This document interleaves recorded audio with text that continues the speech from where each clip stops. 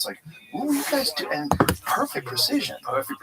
And like sometimes you'll see like these corners where just a tiny bit of stone is jutting up and then the other two are connecting into it. It's like, this is such a ridiculous level of complexity for an apparent 600-year ago Bronze Age, bronze chisels and stone hammer tool wielding civilization. Yeah. And also in Peru is what I find very interesting is you've got a brilliant visual contrast to use when you look at what is the Inca work, which is the rough cut stone, the mortar brick using walls. Like, this is all present in Peru next to the megalithic sites, and the mainstream will attribute all of this to the Inca of 600 years ago, but you'll see that the stone walls that are rough cut and use cement and mortar, they're still standing, they're pretty pristine, they're looking good, next to megalithic multi-ton slabs of granite that are broken to pieces and strewn across the hillside. So it just looks like there was a lot of desolation, potentially geological trauma in this area, and then these people, the Inca, discovered these sites, built around them. You can see in like the cracks and corners of all these megaliths, there's like stone walls that they've tried to kind of, reinforce. It's very visually obvious, actually, when you go out to these places. Isn't it fascinating that people aren't willing to consider the possibility that this is from an older time? Like that, it's heresy.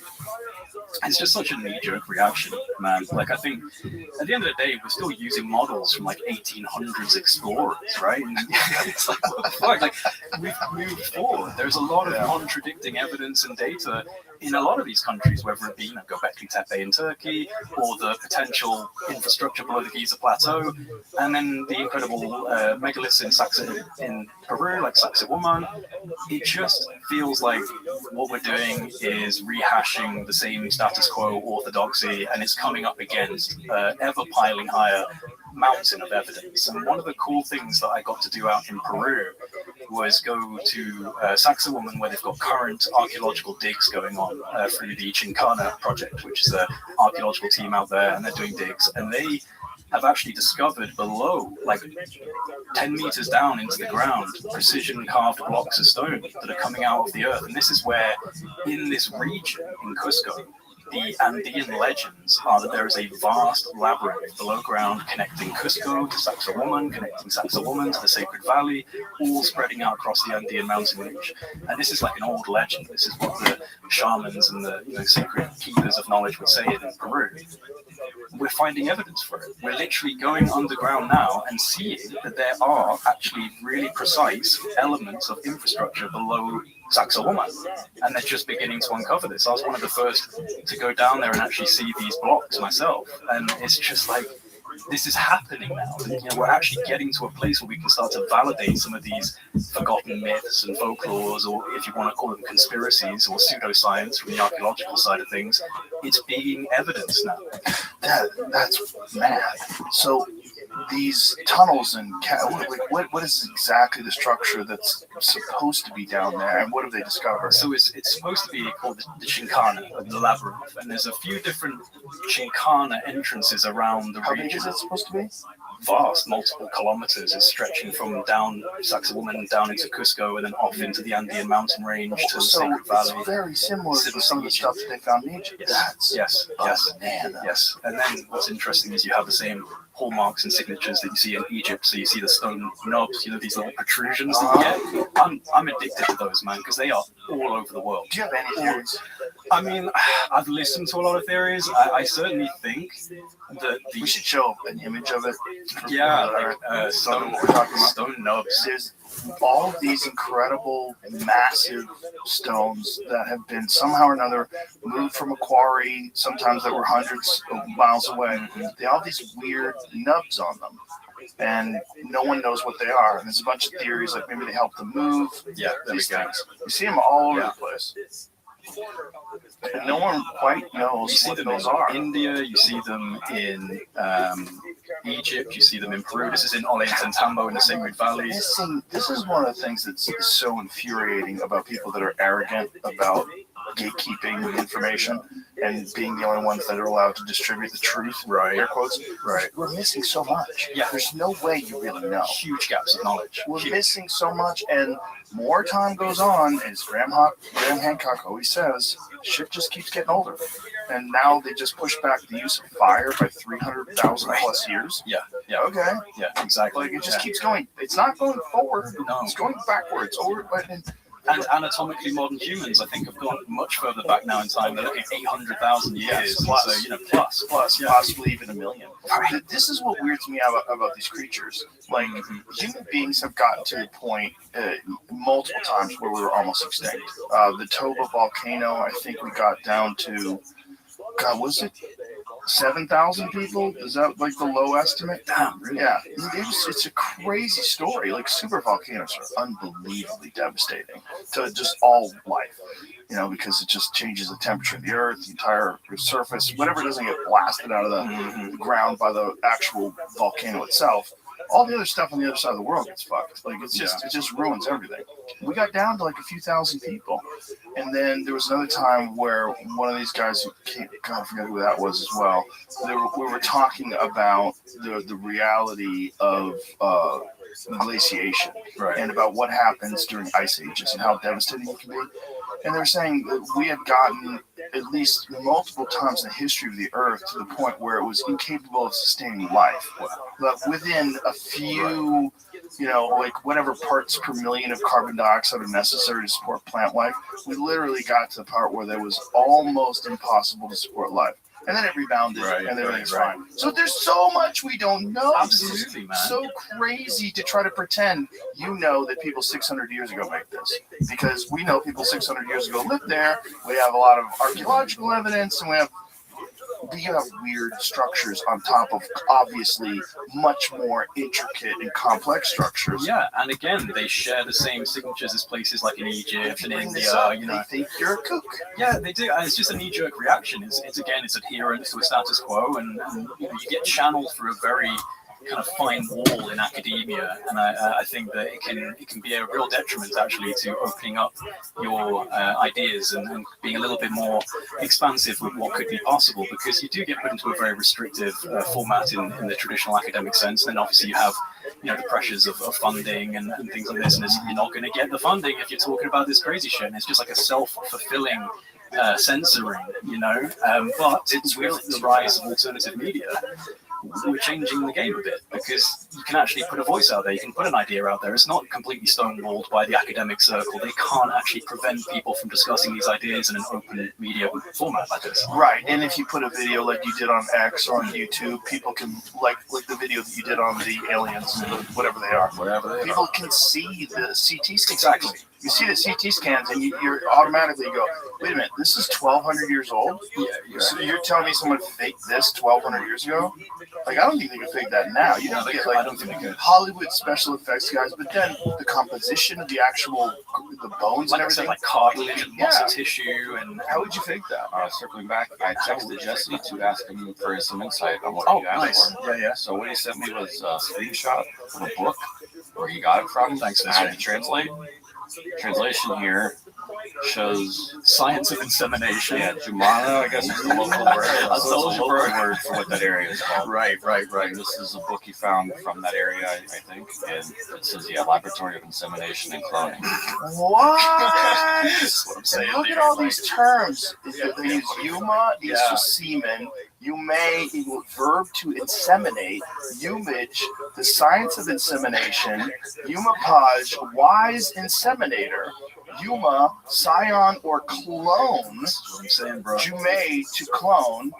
Jumaj, the science of cloning, and Jumpaj, wise cloner. So basically, what the fuck, man? It's there. It's interesting, and then obviously go back to that, please. You get alongside this kind of description, you have these bodies, you have this. Bro, this is mad. Yeah, like this was like one little 10-second clip in his documentary, and it just made me perk up. Like, wait a minute, what?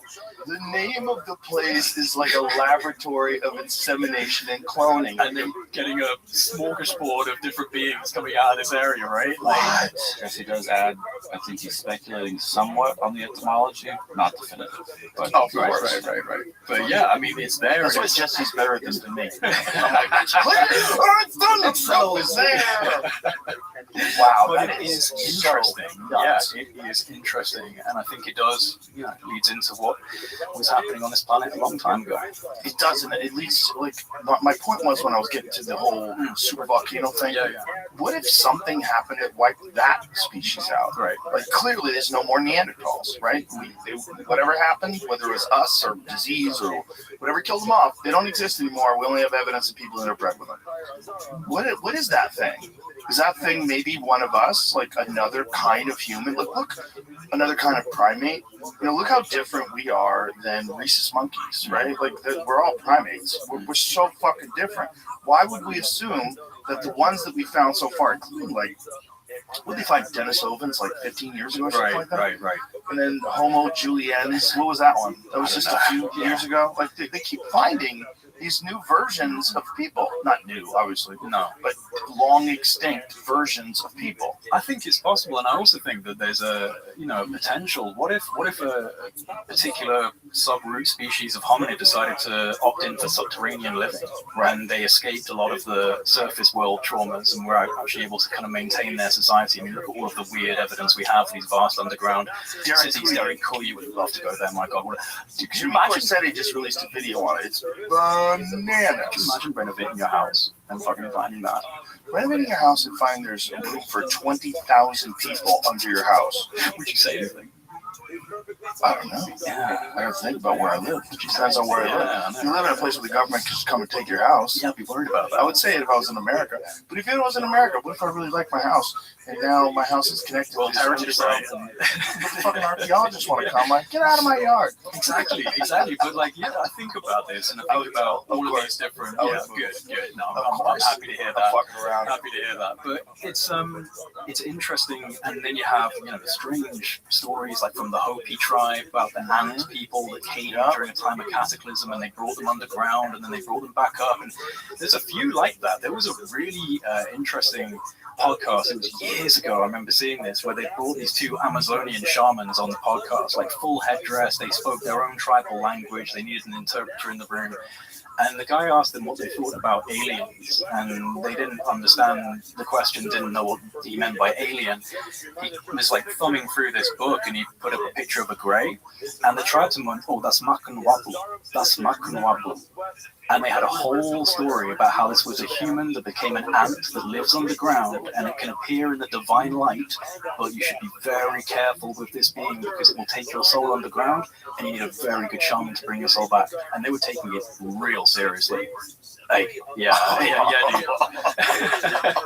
So it's like these tribal cultures, they know, man. They fucking know. Well, I think there's an ancient memory in people. I think it's one of the reasons why these post-apocalypse movies are so popular.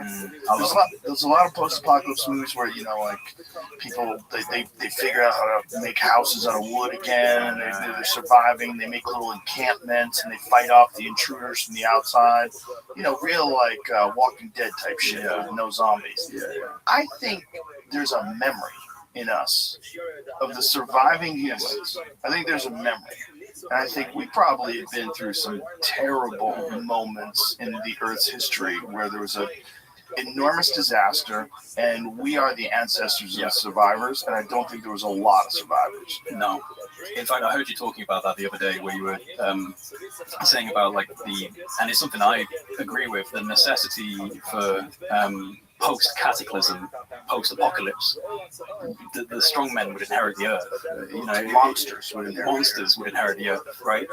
And so if we really were a hyper-advanced Atlantean type civilization prior to this, maybe even more matriarchal than patriarchal, it would make sense that when things fall apart, obviously, and now you need to survive in the wild, strong men and the savage guys would inherit the earth, because they would be the ones who would be able to push through that type of environment. And then if that is the case, and you fast forward to where we are now, look at our incredibly competitive, hyper kind of aggressive culture that we have, it would make sense that this was formed through the seeds of trauma and through the seeds of having to fight for survival and recovering what was lost. Yes, which also makes sense why the past, the further you go back, the more barbaric these people are. You're dealing, and you're like, well, it took a while for people to learn, maybe, but maybe you're dealing with people that had to. They probably had to cannibalize. I mean, they probably had to eat everything they could. There was only a few thousand of them left. And if we really got hit by asteroids, like the Younger Dryas is correct, it makes sense that it would take like 5,000 years for civilization to emerge again. Because that seems to be what happened. It seems to be like you have literally the scraggliest survivors, and then eventually the Earth gets back to normal. But even then, it takes thousands of years for people to just have a semblance of what we're experiencing today in terms of civilization. And that's why prehistory is so fascinating, and the Neolithic and the Stone Age. Because, okay, so this is a time when we were just basic hunter-gatherers. We had no intelligence, no language, no real understanding of the world, according to the mainstream. But this is where you have multi-ton, geodetically aligned solar equinox and what's the lunar alignment. I've completely just blanked just because I'm a little bit nervous being on it. Like equinox alignment and like alignments to the sun and the moon, mathematically, geodetically aligned to what look like telluric currents, like electromagnetic flows beneath the ground. A lot of these stone henges and dolmens are placed on places where you have strong electromagnetic concentrations. And just the package of mathematics and engineering and stone crafting and the knowledge of the sun and the stars and your placement on the planet to create things like Stonehenge and these other areas in the world. How can you do that if you're just hunter-gatherers coming out of animalistic behavior? It doesn't make any sense. And then we kind of regress as we go further into history, and the stonework becomes less impressive, the things become less accurate. And I find that very interesting. How is it at the beginnings of our history some of the most impressive structures exist? Exactly. It doesn't make any sense. Just Egypt alone with the conventional timeline of 2,500 BC for the Great Pyramid doesn't make any sense. No, it doesn't. I think that they most likely settled around those pyramids. Most likely settled around them. And the scans, if these can be validated fully and empirically with digs and confirmation physically, then that changes everything. It changes everything. You're seeing a lot of people spaz out online. Oh yeah. Wonderful to watch. It's been wonderful to watch because when people are under pressure, their real character gets revealed. Right. And they're under a lot of pressure right now because those scans, that radio tomography or whatever the fuck it is, synthetic aperture radar, it's super accurate with stuff that we know exists. Yes. That's what's a real problem for these people.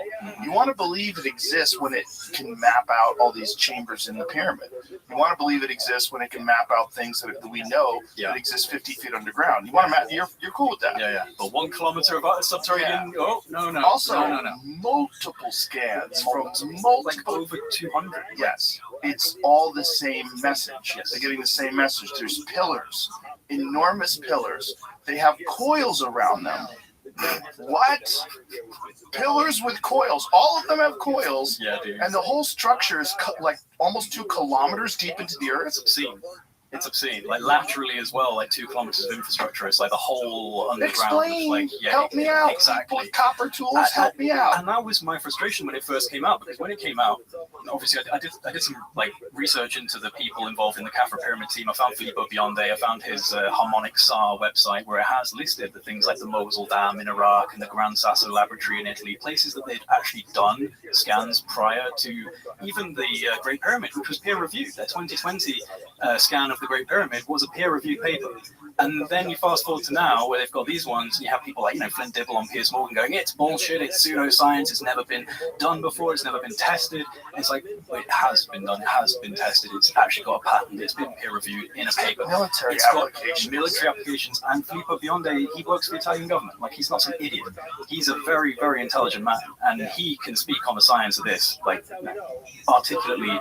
So he works on top secret projects for the Italian I military. don't know if you caught like that little scene in Jesse. Yes, where he was just it's like he didn't even say a fucking he word. Man, goes, like, not can we not talk about that? He just looks at him. Not He's a like, word. okay, we'll just Not a I guess word. figure that out. Like that's when you know, man. That's when you know. But I mean, whatever this is, everyone should be fascinated. You shouldn't be dismissing this if that's not even your field of expertise. Yeah. It just shows what kind of a fucking weirdo you are.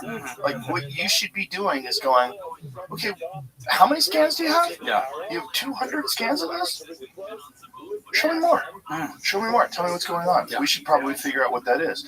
Imagine if the pyramids didn't exist. Or imagine if it's like, the Sphinx at one point in time was mostly covered with sand. Yep. Let's just imagine some crazy scenario where the entire pyramid structure is covered in sand and nobody knows it exists. And then someone comes along and does a scan of the surface of the ground and says, you're not going to fucking believe this. There's some shit under there. Now, what if everybody goes, that's ridiculous, that's preposterous, and they don't look. Exactly. And they don't look. We never find the thing that we all agree exists. Because you can go there, you can visit. Right. It's there, right? If that didn't exist, you'd never fucking believe in a million years there's a structure with 2,300,000 stones that's perfectly aligned, the true north, south, east, and west, and you're dating it to somewhere around 4,000. That sounds like some pseudoscience conspiracy talk to me, John. Sounds like exactly right. Right. Why is it more kooky to say these people not only were this advanced, they were even more advanced? Yeah. They were down into the ground, 2 kilometers. It might have been a power station. Well, Filippo thinks that. He seems to think that the spirals might have been tied to hydrology, mechanical stress, and the piezoelectric, the Great Pyramid and the plateau itself, because what you have is a very interesting coupling between limestone and rose granite. So limestone is a very good amplifier of acoustics, and rose granite becomes electrical, piezoelectric under mechanical stress, and acoustics are a form of mechanical stress. So there's like certainly something to be said about the fact that the pyramids are acoustically tuned. Like, they're incredible inside the acoustics, and they've done lots of measurements and experiments on validating that up to the King's Chamber. And then the King's Chamber itself, I believe, is focused around 110 to 150 hertz, which is interesting for neurological reasons in terms of influencing the brain.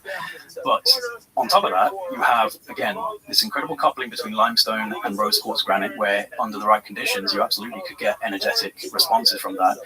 But as well as this, you have the hydrological knowledge, which is really quite impressive. And when you look at places like the Osirian in Abydos, which is a kind of sunken down temple, we call everything a temple or a sacred site, but we really don't know, do we? There could be functional sites, a power plant of some form, like you said.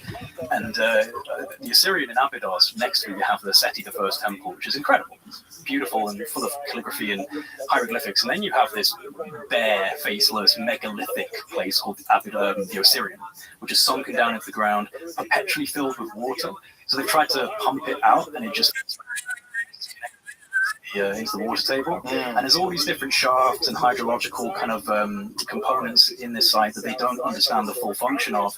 And then you look at places like the Great Pyramid, where you go down to the bottom of the Great Pyramid, you have like the kind of core, and this whole area looks like it's been water eroded, as if it was flooded out repeatedly and used as some sort of like a pump or some sort of like sequencing area where you push water in and then let it out, push water in and let it out.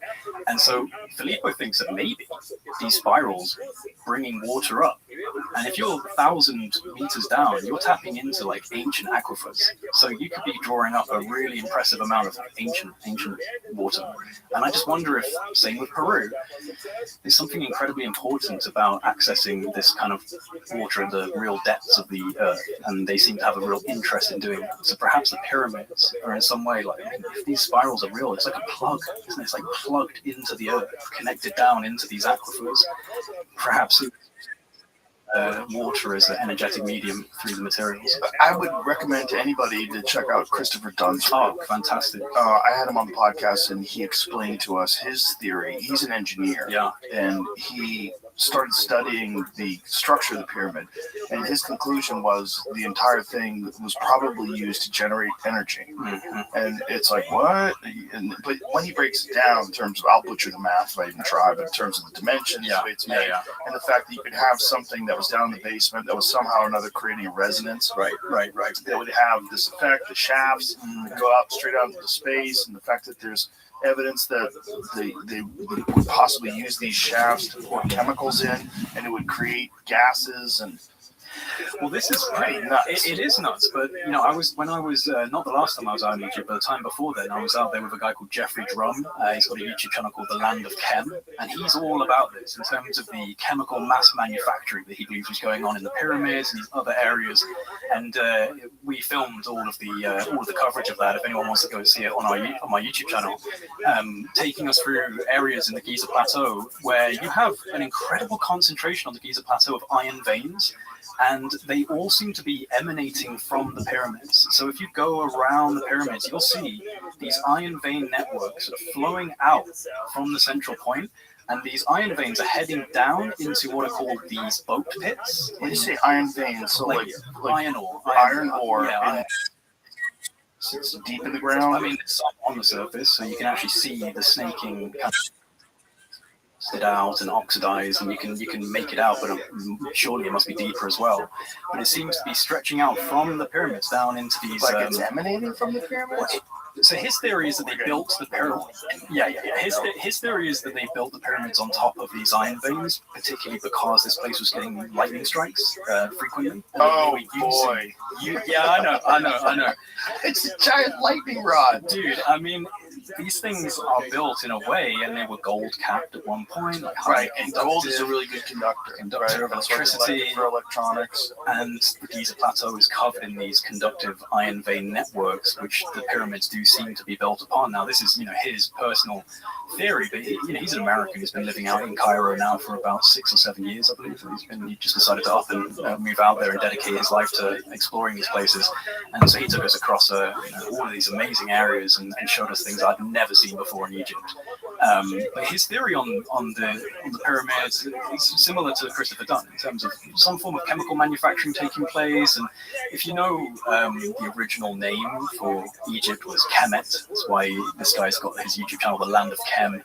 Kemet is the beginning of chemistry and alchemy. So this is one of the root words where we then got chemistry and alchemy from. So it is the land of chemistry and alchemy. And that's bananas. There you go. Is this? This is one of his videos. These iron ore. So these are these iron veins. They believed in mainstream interpretation. It freaked me out with the Land of Chem. That is crazy. But when I don't know named that, but it was the ancient. Mr. Aquarius, what are you saying? There's reference to being called Kemet, Kheme. It's what people believe is the continuation of alchemy and chemistry, because you get so much alchemy from, obviously, you get Hermes Trismegistus, the stones. Suggest this. Plus, we actually know in the mainstream incredible chemists like we know that we're using acids, natron, and things like this. Like Egyptians knew what they understand, regardless. Getting a little bit deeper into it, but yeah. Right, and you're talking about Egyptians like Cleopatra times, right? So like we know that they were doing it historically, exactly. Yeah. That's why it's so strange. Like, if this structure is proved to be real, if they start an excavation and they have irrefutable proof, like without a doubt, there's some man-made structures that are beyond description underneath the ground. What happens now? Like, what does everybody do? Like, what do all these dorks that think that that's a tomb? What do you do? What do you do to all those dorks that think like it makes sense that they built that? It was a national pastime. It's a national project. Come on, bro. Settle the fuck down. I think at that point you have to. Well, I think the pyramids uniquely stand as like an intelligence test because they are so crazy. When you have stones that are so large that are taken from quarries hundreds of miles away, a lot of these people supposedly didn't even have the wheel. So what is this? You don't think this is crazy? Like this isn't like, oh, we know they used the wood from these trees to build these homes. Like this is bananas. Yeah, hold up a level. This is something that would take us hundreds of years today to build. And one of the things that is said so much, but I guess it's kind of shrugged off just because it's said so much, but it's actually a really important point to highlight. There are no fucking hieroglyphs in the pyramids. Not one. There's not a single symbol, not a single element of what we would understand to be dynastic Egypt. And so, like, you have this incredible contradiction when you go to places like the Valley of the Kings and the Valley of the Queens. Gold, and it's adorned in patterns. You can't see a square inch of stone where there isn't something filled to venerate these people, and yet the pyramids are bare. And when you go inside them, you can go to Egypt. You can go eventually. Yeah. When you go inside them, it just feels mechanical. It feels functional. It's big portcullises of rose granite and these shafts going off perfectly vertical off until you can't even see, and there's nothing about it that feels spiritual or funerary at all. Just looking at it, it looks to me like an advancement of what we are that's almost like indescribable, like a 1,000-year advancement of where we are currently to build something like that. Right. It seems so nuts. And there's obviously stuff that doesn't seem as nuts. It's just beautiful and impressive. Right. Just like the Colosseum in Rome is. Exactly. Or like, the Acropolis. Mm-hmm. All those things are fascinating and incredible. Craftsmanship and engineering and architecture. Amazing. Yeah. But then there's Egypt and you go, shut the fuck up. Mm-hmm. Like, what is that? That's nuts. Yeah, and I resent the idea that we're like taking it away from them. It's like, let's just be logical about this and actually assess the toolkit and assess the capabilities and then look at the evidence of what we're seeing. Also, we're not, huge because errors. it's people that lived in the same place. So it's literally just the older versions of them. Right. It's not like you're saying, Chinese people came and they did it all and then they flew back. Exactly. No, that's not what anybody's saying. We're just saying it's your more ancient ancestors. Yeah, like, it's your ancestors. We're just, the timeline's off. Mm-hmm. The timeline seems funky. Clearly, there were some amazing things that the Egyptians did during the accepted timeline. I mean, they were a fascinating culture. Amazing. All through till the end, right? But when you go really far back, whatever that is nuts. Mm-hmm. And when you're saying that you know exactly when it was dated, when there's so much evidence of just today, modern, doing these reconstructions and fixing and all the feet of the Sphinx, and they're covering it with new fucking rocks. Like, they've always been doing renovations. They always do. So all this stuff that you're saying, like, we got a piece of wood from inside one of the cracks, like, bitch, that doesn't mean anything. Exactly. You can't date those rocks. No. Unless you get under those motherfuckers to the bottom and take a chunk of organic material from deep underneath that thing so you can know when the first stones are placed, you don't know. You're guessing. And I think that's why we're coming to a point now where there's such resistance from the mainstream when you see scans like this, because they've built themselves into a wall. It basically have to admit, we're just fucking wrong. You're also seeing them confronted by real evidence. Yeah. Like real evidence. And like, just when someone takes you for a walk inside the king's chamber and you look up at those stones, that somehow they go like, how high are they in the sky? How high are they in the ceiling? How high are they? Do you remember? Oh God, no, I don't. Sorry. What, 80-ton stones? Yeah, 80 tons in the king's chamber. 80 tons. How tall? And that's near the apex. That is near the apex. Jamie, please put this into perplexity. How tall is the ceiling inside the king's chamber in the Great Pyramid? Because these things are perfectly placed in there. Like, even if you drag those somehow or another across the mountains for 500 miles and got it to the pyramid, how the fuck did you get it up there? Exactly. How'd you get them all to line up? How many people got squished? The chamber itself spans 10.5 meters long by 5.2 meters wide. How tall is the ceiling? 19 feet. Shut the fuck up. But it's also near the top of the pyramid. It's incredibly high up in the pyramid as well. They have to lift it to that point. You have to get these 80-ton blocks 19 feet and then place them perfectly. And there's absolutely, again, there's nothing kingly about the king's chamber at all. It's just completely a bare room of rose granite with this sarcophagus coming up out of the floor with a huge chunk missing. And actually, if you look at where that huge chunk is missing and you turn around and you look at the wall, there's actually a massive impact on the wall. There's like a big part of the wall has been broken off. So it makes you wonder if maybe that was jettisoned off at some point from power. Or, so what do you think is in that, what they call the sarcophagus? Do you have a theory? I mean, I've been inside it. There's nothing inside of it. You got in it? Yeah, I laid down inside of it with a Grand Master of the Templar Order chanting over me. Oh, fun. Yeah. That was my first trip to Egypt. You can take a video of that, put it up on X, and no one's ever going to take you seriously. Yeah, no, right. Well, this guy's a fucking kook. I am a kook. Well, you have to be a kook. You know, yeah. You have to be a kook to really enjoy this. And you have to be on the fringe. And also, I think some of the most impressive scientists and creators have been people on the fringe who are laughed at by all their peers. Well, especially now, because the way universities work is essentially there's a person that is the most important person in that field, right, at that university. And there's a bunch of people that want grants, and there's a bunch of people that want to play nice, and they want the career, they want tenure, and you got to be careful whose toes you step on. And if this one guy is the gatekeeper of it, or a group of guys like him at various universities are the gatekeepers to this information, you got to come up with the current bottleneck problem that we see, where people are not just unwilling, but aggressively attacking people who question this. Which is why they call it Graham Hancock's show the most dangerous show on television. Like, that is so crazy. You have so many shows where people get murdered.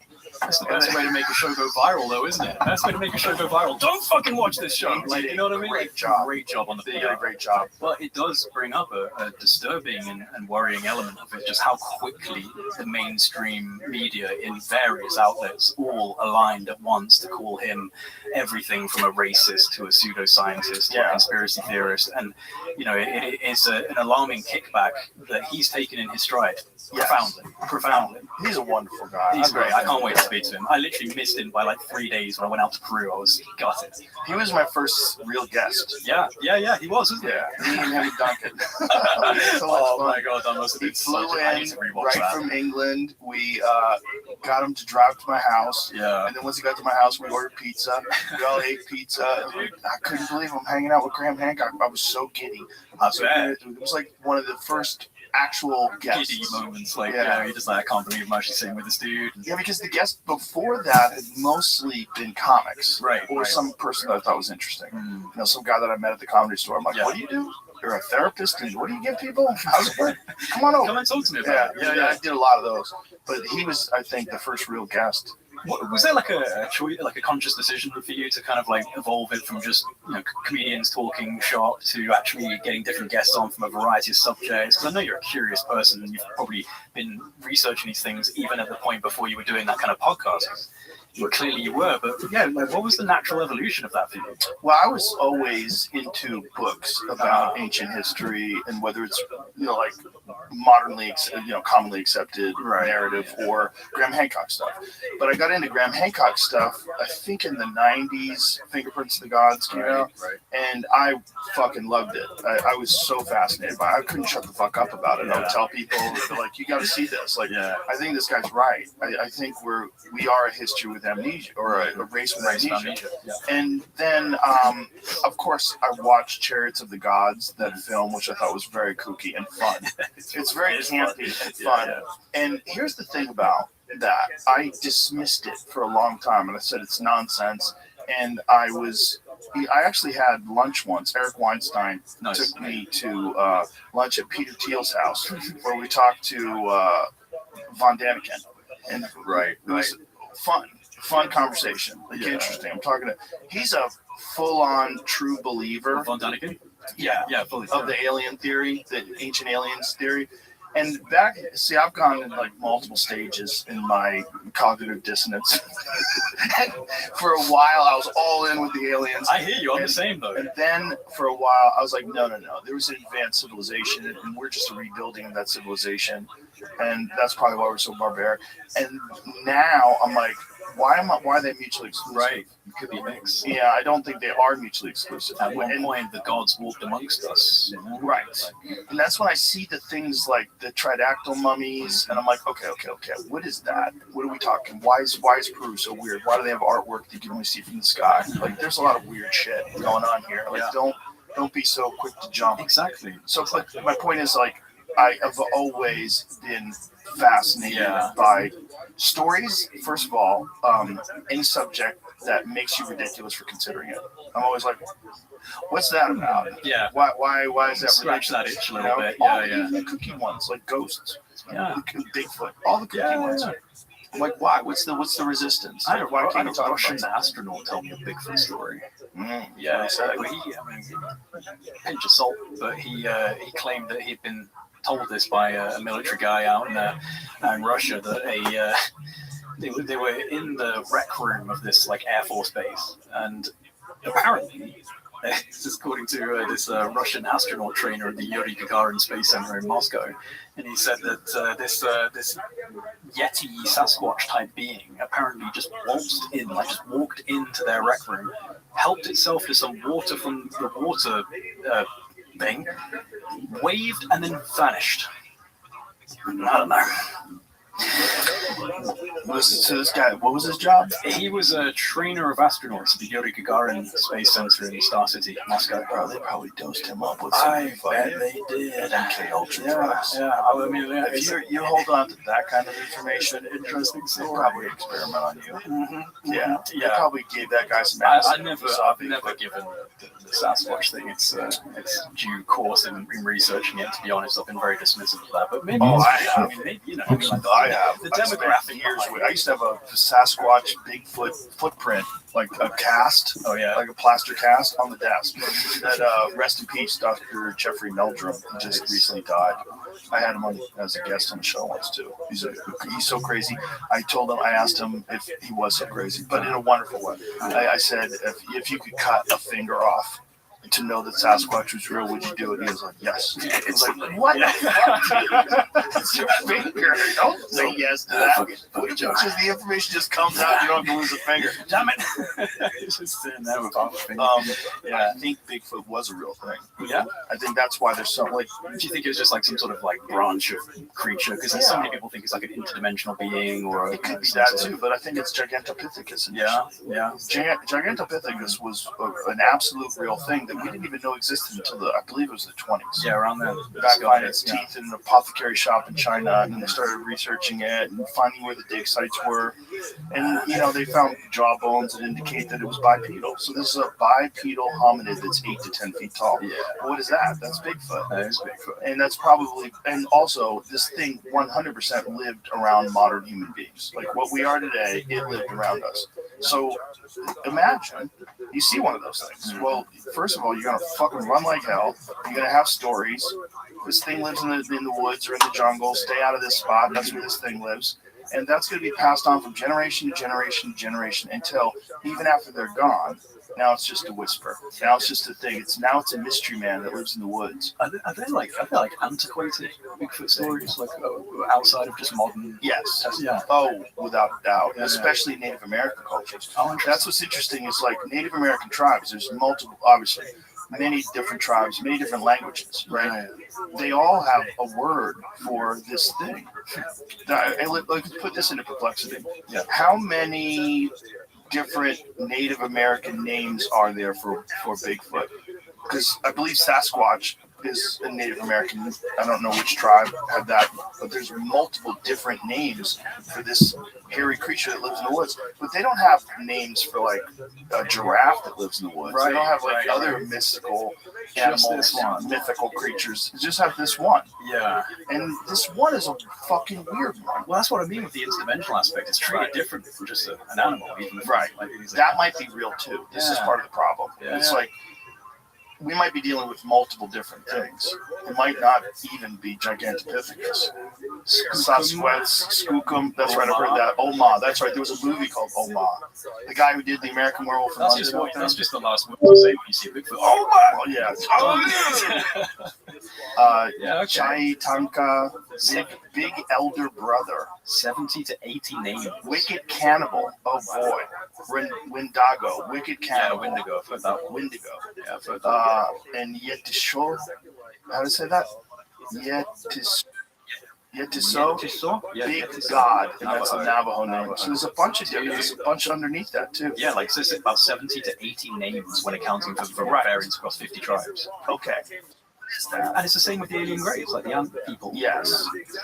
Well, and then it brings to the same thing. Like it brings us to the same subject of what if there is a way to traverse dimensions? Mm-hmm. What if this is not as simple as something gets in a spaceship and it comes here? What if it's coming from another place? And what if that doorway is open to other things? And what if some of those things are Sasquatch? Like, and under the right conditions, this pathway is open. Right. And maybe it's not even something that it actually exists, but you can see. It exists in our tangible timeline, but you can see under heavy stress, Right. under like anxiety. And imagine, what gets you more stressed out than being in the woods at night, right? The woods at night creates a lot of anxiety for people because there's all these sounds and you're looking around, it's dark, you're vulnerable, especially if you live in real woods, like woods that have predators in it. Right. It's sketchy. And I bet there's different states of mind that you, if there's some sort of a possibility, some sort of a way that an intelligent creature can get to a point where it has the technology to access other dimensions, it could go into other spaces. Would you even be able to see it all the time? Or would you only be able to see it if you were like under a highly anxious state? In the woods, you're kind of a little freaked out, you're more open to weird things, and then it senses that and communicates with you. Well, we are. Sounds kooky. We're dominated by our perception, and we have such a narrow bandwidth of visual perception. You know, you get up the whole light spectrum and look at visible light, just this tiny corridor of visible light that we're able to see. Obviously, we've developed IR and different kind of. If you film the night sky with infrared, you get weird shit. You get these orbs and things that seem to fly by, and I think that it is a perceptual thing because the reason I even started my YouTube channel is because I've had my own experiences with UFO type phenomena that were entirely initiated by me. Like I asked for them to come and they did. See, that sounds kooky. I'll take that clip, but I dismiss you immediately. This guy's a Can't quack. wait for it. But this is one of the things that people have been saying for a long time, is that there's actual groups of people, and there was even some guy who was like, somehow or another connected to the government, that was saying that they meet these people out, they go out into the desert, and they have some sort of a secret frequency, if you want to discuss it, that they can push out, they can send out the secret frequency, and it'll call them in, and that other people have done it simply by willing them in. That's what I So sitting there and putting out this message that you're trying to communicate to them, and then eventually they show up. Yeah, I can't speak to technologically assisted psionics and all that kind of stuff, but do you want to hear my UFO story? Okay. First of all, where did you come up with this idea on your own, or did you hear about people doing this? No, I heard of it from someone who's a quite polarizing figure in the UFO community. I know you've spoken to him, Dr. Stephen Greer. Polarizing people are right sometimes. He's right on this. Yeah, they can be right on a lot of He's things. right on this, and I know that a lot of people have issues with Greer, but he was actually my intro into the UFO subject. So I'll tell you the story. Sorry about my throat. I'm just taking a sip of water. So this was. How did he find out about it? It's a good question. He had a near-death experience, I believe, and from that was actually apparently communicated to and shown things that when he came out of that experience, he became a Samadhi type, teacher. Of course. Got profoundly interesting. That's a great origin story. Brilliant origin story. My origin story was I was really bored during COVID. No, so honestly though, it was actually in 2019 that I had these experiences, and I do think that it's very important to lay a bit of foundational groundwork because I think a lot of people will recognize this as well, and it's something that you mentioned with Bigfoot being in a high stress environment in the forest. Maybe that changes your perception. And I think that there's a degree of trauma and a degree of intense emotional moments that can bring about paranormal experiences. I don't know why, but it does seem to be something that a lot of people relate to. Yes, I was in a very dark time. Yes, I was having a very traumatic time. Or yes, I was going through something. And then this happened. And so for me, I was in my third year of university and struggling. Just had a whole mix of personal issues going on. So I ended up kind of dropping out before I finished and was in a really bad rut. And my dad was worried about me. And he said, look, I'm out in... it's a bit of a long story, but it's important to lay this foundation, I think, before I talk about what I actually experienced, because it plays in. My dad was worried. He was out in France at the time, and he said, look, do you want to come out and stay at this place with me and just kind of relax and bring yourself back to normal? So yeah, okay. So I came out, and he was like, I've got these books that I've been reading. I think they'd be really beneficial for you. You should read them. I was like, okay, I don't see how a book's going to change. Does he often recommend books? Not massively, no. In fact, no. This was the only time he recommended books, which is interesting. And they were a series of books called Conversations with God by Neil Donald Walsh. Have you ever heard of them? No. Okay, so it's interesting. It kind of ties into, I suppose, with the channeled works, things that people believe they receive. Oh, wait a minute, I have heard of this. He's quite well known. He was a radio DJ, broke his neck in a car accident, became homeless, finally managed to get back on his feet, but was still struggling, wrote an angry letter to God, and then apparently woke up at 3 o'clock in the morning and was having voices literally telling him to write things down. So he wrote all of this down, and this became Conversations with God. It's literally a dialogue of him asking questions and him receiving answers, which he interpreted as from God. Now, that is intense, and I'm definitely not here to say this is a Bible and everyone should read it. However, it was incredibly impactful for me at that time. The things I was reading about, it was a very different idea of God, universal consciousness leaning towards more than some weird patriarchal cloud living figure that just never made sense to me. So it got me in, and I was reading it, and it helped tremendously, weirdly enough, which I didn't expect. And that put me on a path towards researching metaphysics and philosophy and science and consciousness, and that's where it really started for me. But then a couple of years down the line, I found myself in another depression, in a sense, because I felt like I'd accumulated a lot of information about various different topics that I thought were these big questions and big answers and big esoteric things. And I just got to a point where I was like, none of this is actually helping me in my life. In fact, I'm actually feeling fucking worse for looking into all this thing. I don't know how this is going to benefit me. So I was sitting on my bed one night, and I guess you could call it a prayer. I just sat on my bed and said out loud to the universe, I need something that validates all of this. If I'm meant to be looking into these big picture questions about the universe and consciousness, if there's something tangible here, I need to know, and I want evidence, I'm ready for it, so give me it, I want that. And then a week later, my best friend at the time, he was like, hey, I was watching this documentary, you've got to check it out. It's called Unacknowledged by this guy called Dr. Stephen Greer. And this is my first introduction to the UFO subject. So I was like, okay, cool. Sit down and watch that. Very good documentary. All of these different, high-level officers and missile launch guys talking about UFOs. It got me in. And then near the end of that is when he brings up this concept of CE5, initiating contact with these. You can actually have your own experiences by getting into a particular meditative state. If I hadn't been making that request on my bed the week prior, I probably just would have watched that documentary and gone about my life, but it felt like a very strong message to me personally, because I'd been asking for something to validate these ideas around consciousness. Now there's a guy saying, yeah, you can actually have an experience by going out and attempting to ask for one. So talk me through the process of actually doing that. So he has. Did you get it on the first try? No. How many times did you try? It was a weird gradual thing where things were happening in the sky that were enough to keep me going out, but not enough for me to be like, okay, this is legit. So how many times did you go out before it worked? Before I saw what I really, really saw, probably about a month of going out. Damn, that's commitment. But I was seeing things, but they weren't, it was kind of just enough to make me like, okay, what were you seeing? Lots of what the contact community call flashbulbs, flashes of light in the night sky in a void of space repeatedly without any discernible object attached to it, just one flash, and then send a thought, another flash, send a thought, another flash. And this happened multiple times. I've been somebody who watches the night sky all my life. I'm used to seeing satellites. I know How what long radio flares are. Maybe an hour, 2 hours. And so you sit down. Are you seated? No, I usually be standing with my neck craned to the sky, but I would be. Why don't you get a lounge chair?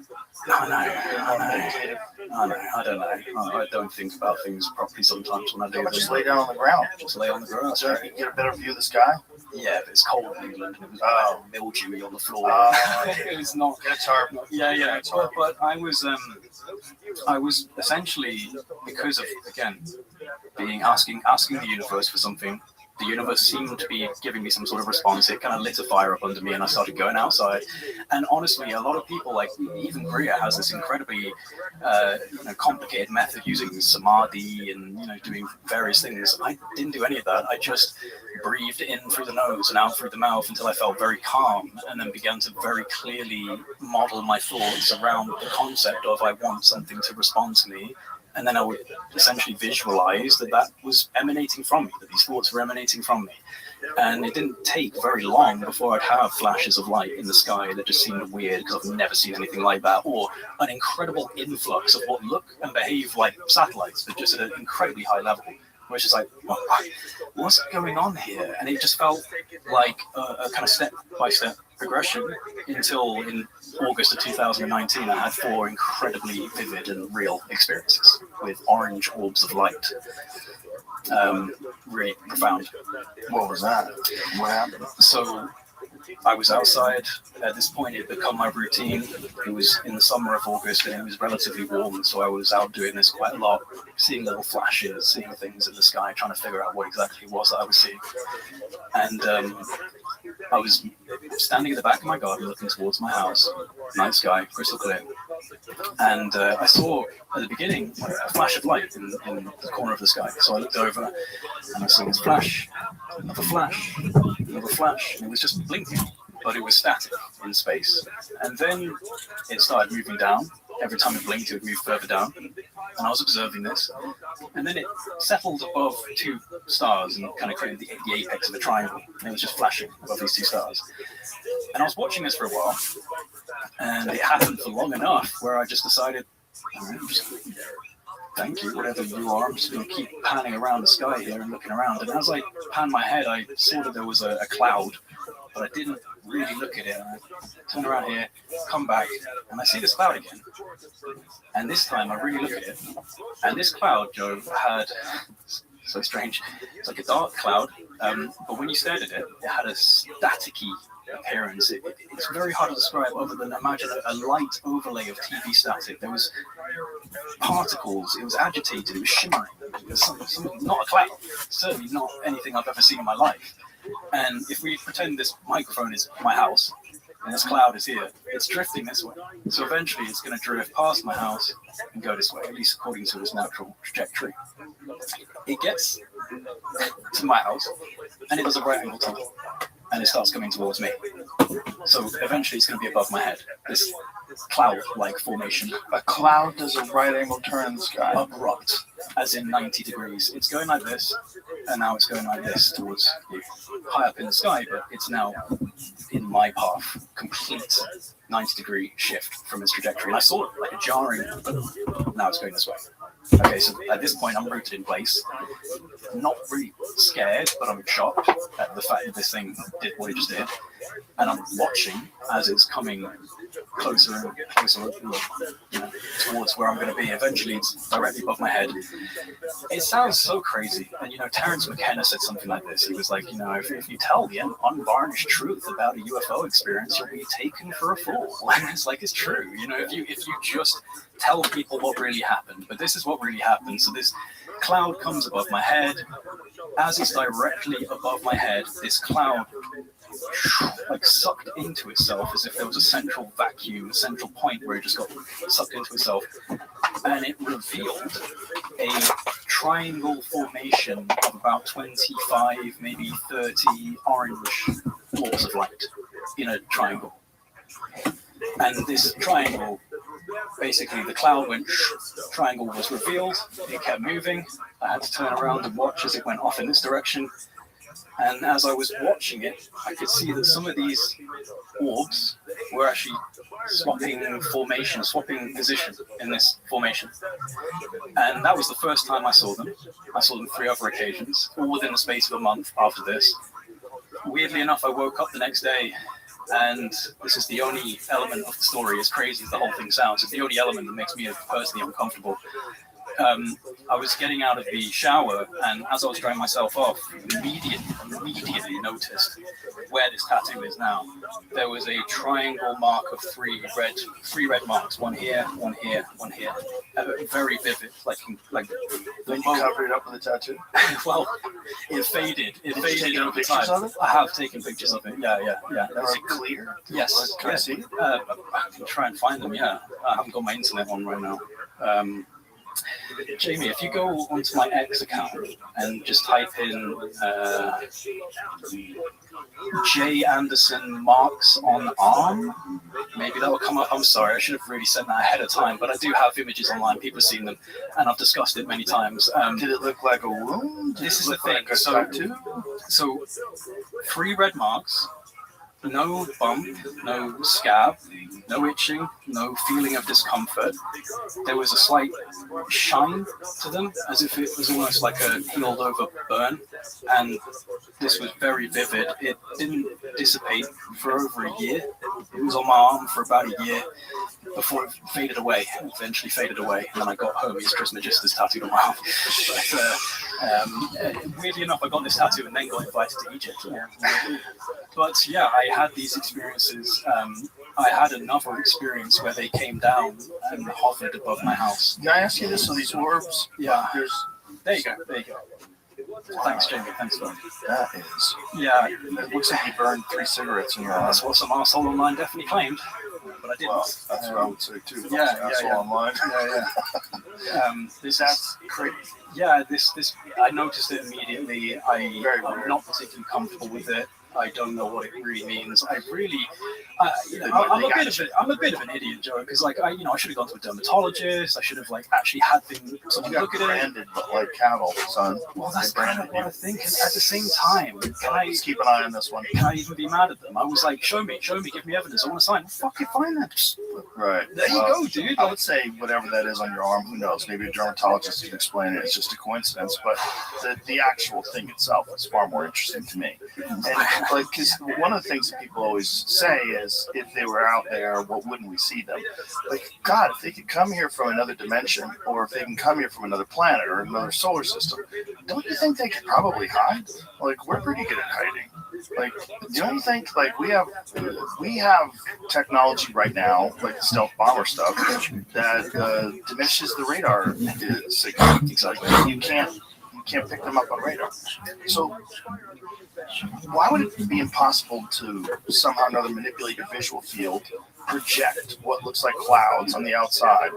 We know that we can do stuff like that with plasma. Like they have these plasma things that can spin in the sky. And it's weird. They can make objects out of them. I wonder if that was plasma. I actually do wonder if this was a form of self-organizing plasma, because that's definitely something that people have looked into quite extensively. Maybe plasma has intelligence. Yes. There's some, yeah. Yes, and that perhaps these are a form of individuated plasmic intelligences that can interact. And one thing that's very interesting about that, there was a brilliant paper actually. I did a video on it. It's like 11 different scientific institutes looking at the idea of self-organizing plasma and intelligent plasma, and they were using some references like, do you know the STS-75 NASA missions where the tether broke and you had all of these strange things going around the tether? Yes. So that's dismissed as ice particles and things like that. Have you ever seen the motion tracking version of that, where someone actually attached the flight paths of each object so you can see the flight path? No. That's crazy because Can we see it? Yeah, I'm sure if Jamie looks up that is a weird one. It STS-75 seems like flight path lights are tracking. Going towards that thing and checking it out. Yeah, so this is this is a gigantic tether. I think it's like 2 kilometers long or something. It's absolutely insane. It broke away from the ship, and as it broke away, you had these what some people believe to be UFOs or plasmic oceanic intelligences, or if you're on the mainstream side, you'd say these are ice particles. There you go. If you go slightly further back, there you go. Just as that green one's starting up, this is the flight path. So if you just take it back to the beginning of that, and this is where they've attached the flight paths, and you will see complete 90-degree turns. You'll see absolute stops and reversals of change, and it's incredible. I wonder if it's just a kind of life that I truly think that's the case. I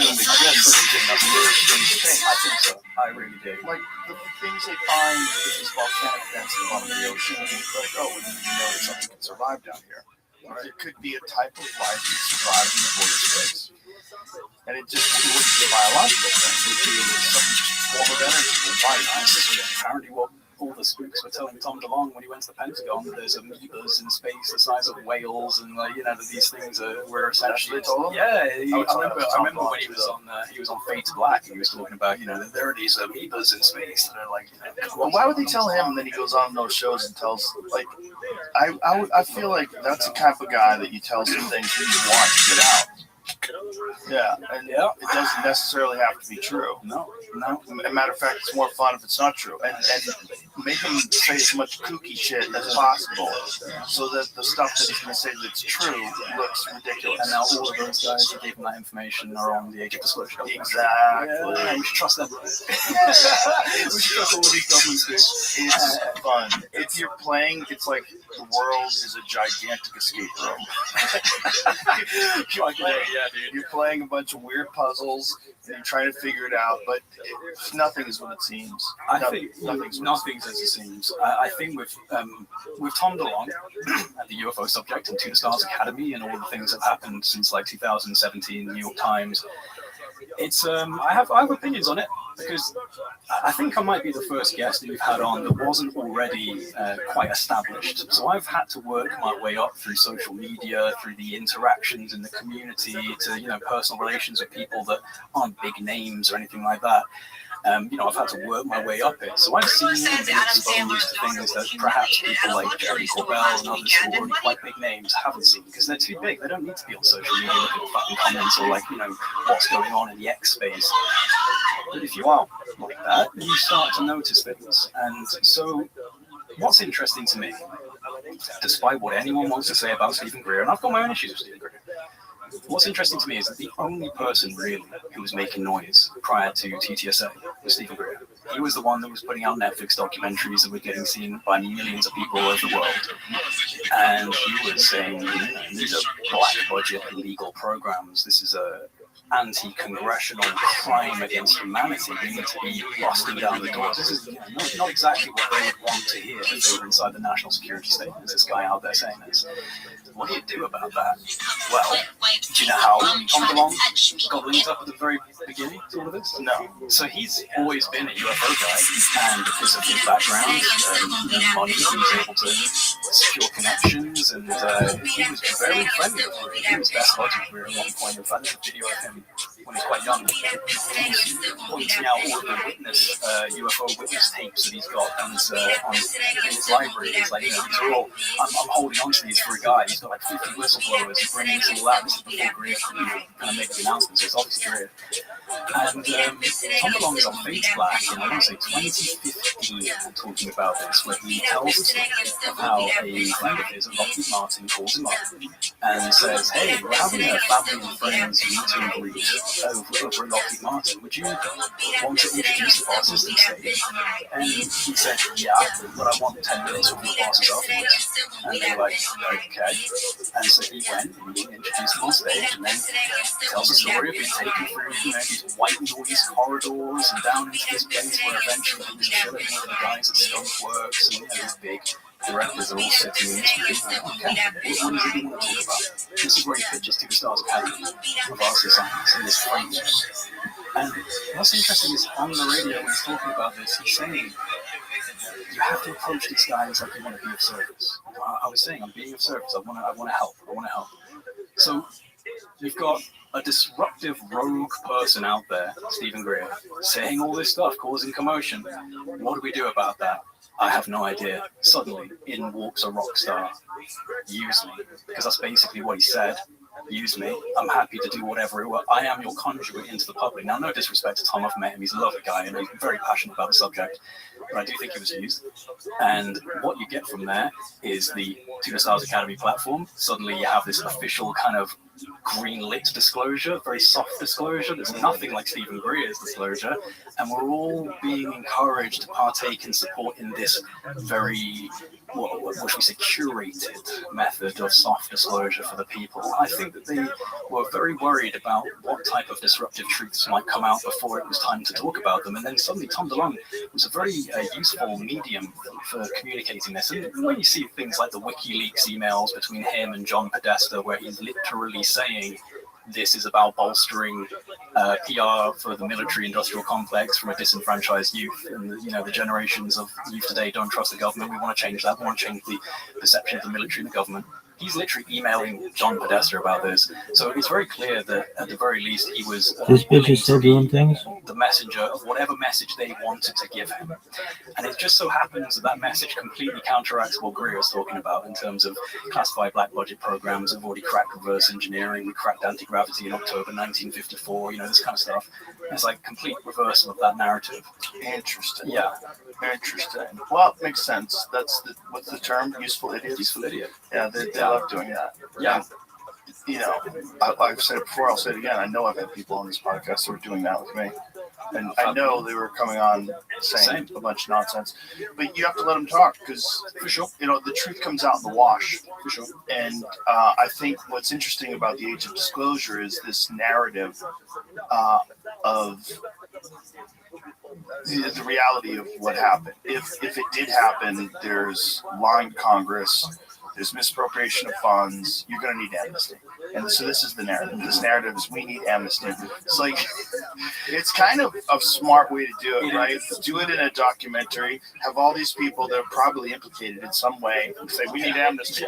All these people that say that they know about these programs, amnesty is important because, That's what I'm saying. people but what they've been doing, really, if they have been doing what we assume they've been doing, we assume they've retrieved crashed UFOs and they've back-engineered them.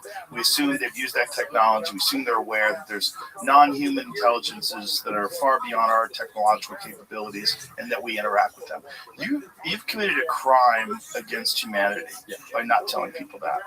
Because we all operate under the assumption that we have an understanding of what our role is in this ecosystem of life. And if our role is not even remotely at the apex, if we are being visited and manipulated, and if we're actually a product of experiments, you should fucking tell us. You guys can't be hanging out at Raytheon in the fucking conference Can you room. believe this shit? Like, With your gold Rolexes on, dude. you motherfuckers. Right? Tell everybody. But we can't handle the truth, But right? they're We can't right. handle it. They are right with the amnesty thing. I think that's the pathway. I mean, Look, these guys are not gonna. No. What they stole, they stole. Yeah. Okay. What they did, they did. With the lying to Congress, the lies have been told. Let's fucking find out what the truth is. These guys, whatever they did, they did. Okay, you didn't stop it then. Let it go. The more important thing is let's find out if this is real. That's more important than everything. Yeah. For the race, for the human race, Yeah. the entire human race. And for science and technology, to have all this stuff locked down like that and not allow the great young minds that are coming up right now to have access to this is crazy. You're wasting one of the most valuable resources that we have with secrecy. I think there's so many different reasons why they might want to keep this a secret in terms of breakthrough energy and propulsion systems. Like there's so many different implications to that, right? Massively disruptive. Massively disruptive. And could you imagine some like whacked out fucking dude with a 0-point energy device? Like, or you imagine some guy who's running an oil company who finds out that they're about to do something like that. Like the fuck you are. Right. Like, how about this guy at MIT that just got assassinated in his home? Dude.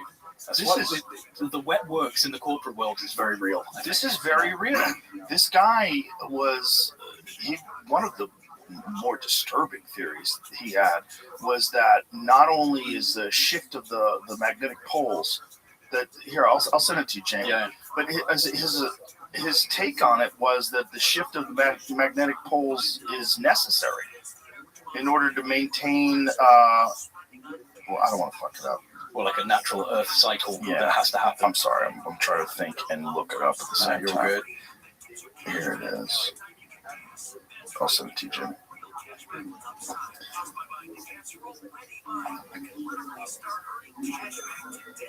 Sorry for the dead air, folks. Okay, so it says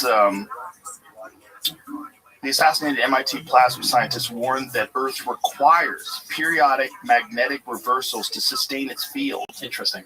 No reversal equals no dynamo equals the magnetic field dissipates. The last time this happened, in the tweet it says Noah's flood. So somewhere the man. Oh, I know both these guys. This guy who has Google this, whistleblower. Yeah. is that not loading? The clip? Physics 101 fluid description. It seems like the clip's not. Okay, let's hear what he has to say. It's really interesting shit, man. That the Earth's magnetic field was constant in the last billion years. So, yeah, is it right that the Earth has lost 10% of its magnetic field in the last 150 years? And how come? So, excellent question, Alex. Thank you. So, when I say that the Earth's magnetic field has remained roughly constant, what I mean is, if you look over longish time scales, its magnitude is roughly constant. Of course, it varies, right? And it reverses sometimes, right? And those reversals of the Earth's magnetic field, so reversal meaning the North Pole becomes the South Pole and vice versa. So those happen, and there's even interesting stories you can tell about how those reversals of the Earth's magnetic field correlate with mini ice ages and things like this. Okay? But the idea is that if you average over these periodic reversals, right, or fluctuations, the amplitude of the field has remained roughly constant. Okay? And the idea is that if there was no induction, if there was no dynamo working, you and I wouldn't be talking, right? The magnetic field would have diffused very quickly, right? Within 10 to 5 years. The Earth would be left without a magnetic field, and the Earth's magnetic field protects it from cosmic radiation. Right? And if you were open to that radiation, you wouldn't be here, like I said, and nor would I. Okay, thank you very much. Wild. And they just put bullets into that dude. Well, and like, It could have been a robbery. We don't know. Maybe Massachusetts has a lot of robberies. for sure. They've got a lot of. For sure. It's one of them East Coast liberal run cities. It's got a crime problem. Completely fucked. And I'm sure, as a MIT professor, he's probably lived nice. Yeah, I mean, it's possible. It's possible, but it also is possible that somebody killed him. And imagine if they killed him because he's telling us, hey, Earth's about to reverse its magnetic poles and we might be fucked. A cataclysm might be coming. Well, this is what I think there was a knowledge of in deep antiquity. There was a knowledge of cycles, of Earth cycles, and they were preparing for it. Why are these structures built in a way that's anti-seismic, that's like resistant to incredible force? Right. The amount Sacsayhuamán, Sacsayhuamán is such a good example of that. It's really an incredible example. I mean, the level of ingenuity, and also the fact that they're finding that these walls go way deeper, right? Because of not just the excavation where they're going deep down and finding new blocks of stone, but just the walls. There's key excavations going on around the walls. They just keep going down. So it's like this place was buried, maybe with a lot of earth push up and submerged into the ground. Clearly, this place experienced some form of global upheaval. And what's really weird about a place like Peru, for example, is that prior to at the end of the last glacial maximum, around 19,000 years ago, when the Earth started to warm up again, there were certain climatologically stable corridors. And Peru was one of those areas which was actually quite climatologically stable.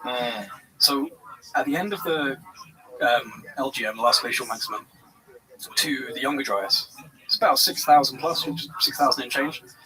Now, we've taken ourselves from horse and cart to supercomputers in less than 150 years. So the idea that areas of the world that had stability for about 6,000 years couldn't create something incredible, and then the Younger Dryas comes and it takes it all away for the most part. It's very provocative in Peru because of, again, the existence of the Inca structures that are very, quite pristine actually, and still standing, very simple, and yet they are surrounded by broken megaliths and multi-ton structures that have gone through incredible damage. And what I was getting at, what I was saying about that area, is the way the stones are interlocked would protect it against earthquakes. Yeah, dissipate the force through all of these different areas. It allows for the force, the kinetic force, to dissipate through the structure instead of it being focused and blowing apart one area of it. So it's clearly done for the purposes of trying to prevent massive amounts of force. Where would they get that type of a concept from? Right. It makes me wonder. It makes me wonder if they did have a knowledge of great cycles, like the Adam and Eve story, the whole thing that was like classified by the CIA for a minute, the Adam and Eve story. It was classified by the It CIA? was listed on their Freedom of Information Act Oh, library. right. What was that again? It was a deep research into cycles, great cycles of cataclysmic destruction on Earth by a guy called, his name was Chan Thomas, but I think that was a pseudonym or a fake, not a real name. And he actually had at the beginning of it a series of people he had listed without whom this book would not be possible, and it was like top 5-star generals, and like it's like, okay, so this guy had the Chan Thomas, the Adam and Eve story. It's all about this great cyclical cataclysm that does take place every 12,000 years or something like that, and that the ancients had a knowledge of this. And I think that this is something that we will probably begin to realize, is that somewhere in deep antiquity there was a level of knowledge that is very contradictory to what we understand now. And I think places like Peru, places like Egypt and others, Malta, Göbekli Tepe, of course, it's becoming very palpable that there was something before this. Also, when you see the spikes of the Earth's temperature, when you see those ups and downs, those glaciers and those warming periods, what is there a uniform time in between those spikes? In terms of, is it predictable? I don't know. Is it every 12,000 years gets a little funky? I imagine it's probably lasts for about 12,000 years, comes back. Right. But probably this not. this is one of the things that people in the conspiracy world would say they're keeping from us. They're keeping this knowledge. Yes, there are 12,000 year cycles, and we are just not being allowed to know that knowledge. But that seems I don't know. Well, they have models of the past. Exactly. Core samples and things along those lines, but we do know that it's never static, and we do know that there have been these periods, and they do look like a strange graph. It's not a flat line it's all getting warmer. No, it's always crazy. So what is causing these dips and these rises and these weird periods that seem to be rhythmic? You know what I'm saying? It's not like there's an immense time of heating and then a small time of cooling, right. And then no, it's up and down and up and down. Well, it's almost like the heartbeat of the planet, isn't it? You look at the planet as some form of conscious entity. It's certainly capable of producing conscious beings on top of it. So I wonder about that, and the mycelial network, and these kind of elements to the planet that almost seem like neurological architecture. Well, even if you could look from afar, if you could have the concept of the Earth, the water's moving, the clouds are moving. Yeah, exactly. It's like a live thing almost. Yeah. Obviously, it's not moving because it's tissue, but that doesn't mean that there's not a force that's all connected and working in harmony. Exactly. Yeah. I mean, that's why I think plasmic intelligence is very interesting, because it's this idea that a self-organizing plasmic structure could in some way create consciousness inside of it, and we don't understand where consciousness comes from. We still don't. So it's very open to the idea of possibility. And I've spoken to some pretty interesting scientists like Dr. Salvatore Pais. He's the guy that was responsible for the UFO, US Navy UFO patents that got put out a few years back, underwater, undersea plasmic generators and things like this. He was a US Space Force engineer, and he is very much of the opinion that plasma itself is capable of becoming conscious, not conscious on its own. But 99% of the observable universe is made out of plasma. 99%. Okay, isn't it weird how we get taught about solids, gases, and liquids, but not plasma, the fourth state of matter? There's 99% of the universe. Why aren't we taught about that in school? That's weird. Weird, right? Do you ever I've remember heard being about taught plasma in school? Well, when did they start learning that?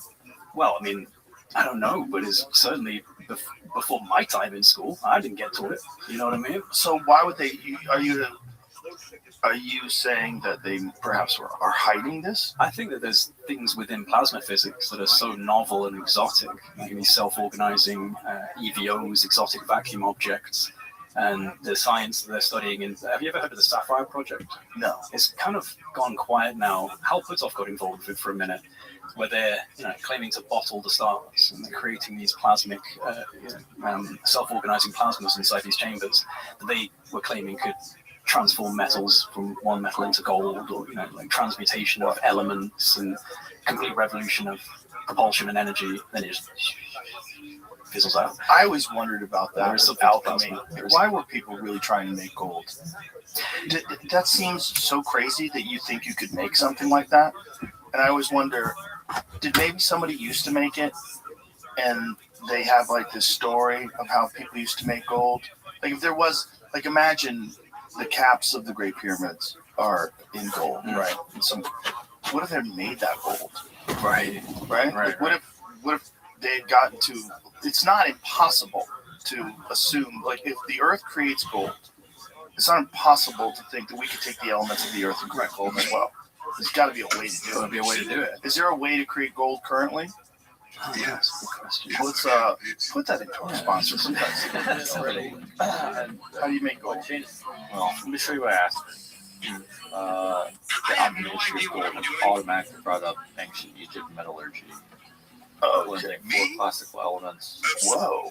There is some sort of Earth, process. air, fire, and water, and you make gold? Spread to Greco and Roman texts via the Islamic world in the 8th century. I mean, What'd you say? Gold plating is maybe what they're getting at. I don't know if that's...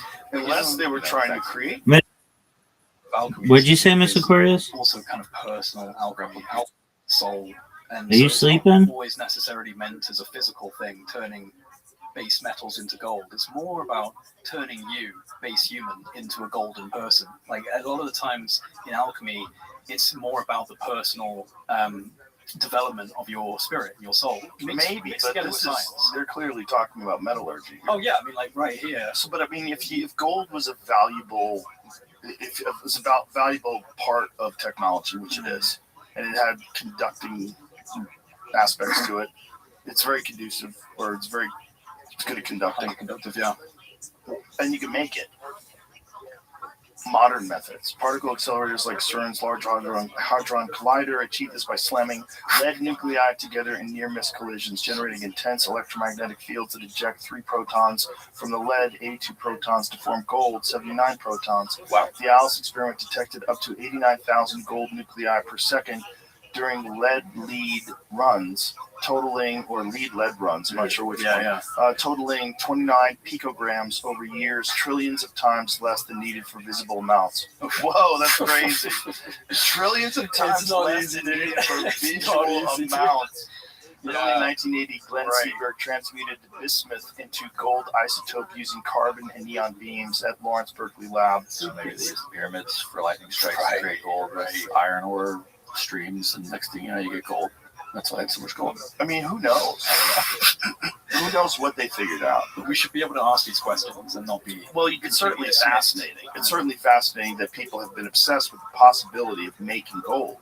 Obviously, it's because gold is rare and very valuable. But here's the question: why is gold very valuable? You can't make a weapon out of it. Like, how did it rise to prominence? Isn't there like some like translations that are from like the whole Sumerian Babylonian text where it's kind of like we were made to mine gold? That's all Zechariah Sitchin. It's like Zechariah Sitchin, right? Yeah, Zechariah Sitchin though is very controversial. I'm too stupid to know who's right, but I do know that when I talk about Zechariah, I always talk about the website sitchiniswrong.com. Yeah. So there's a website where it seems like he was the only one that was buying into that.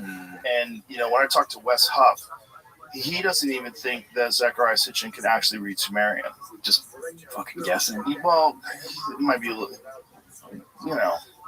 I don't want to disparage the great man because he's not with us anymore, but he might not have been totally honest, or he might have been convinced. Some people just become true believers. Yeah, no, for sure. What he's saying essentially is that he tried to learn Sumerian, and Wes knows many different ancient languages. Like, he's a brilliant guy. He's like, I couldn't figure it out. I couldn't figure it out. I couldn't do it. Now, obviously, there have been translations of Sumerian. There are people that can do it. It's incredibly difficult. And it's also apparently not related to any other languages. And it's so ancient, it's weird. And then the cuneiform and all that stuff. It's like, good luck. Right. Good luck Right. figuring out what they were saying. I know, I always wondered how you actually kind of come to those positions on it. It is incredibly complex, and the only people that really know are the people that are that deep into it that they can read it as well. And they don't seem to agree with him. But at the end of the day, like whatever was going on over in that part of the world, they had a lot of discussions of things that came from the sky. Yeah. They had a detailed map of the solar system, which is very weird. A 5,000 plus year old detailed map of the solar system with all the planets, Jupiter, Mars, Earth. It's like, what's that?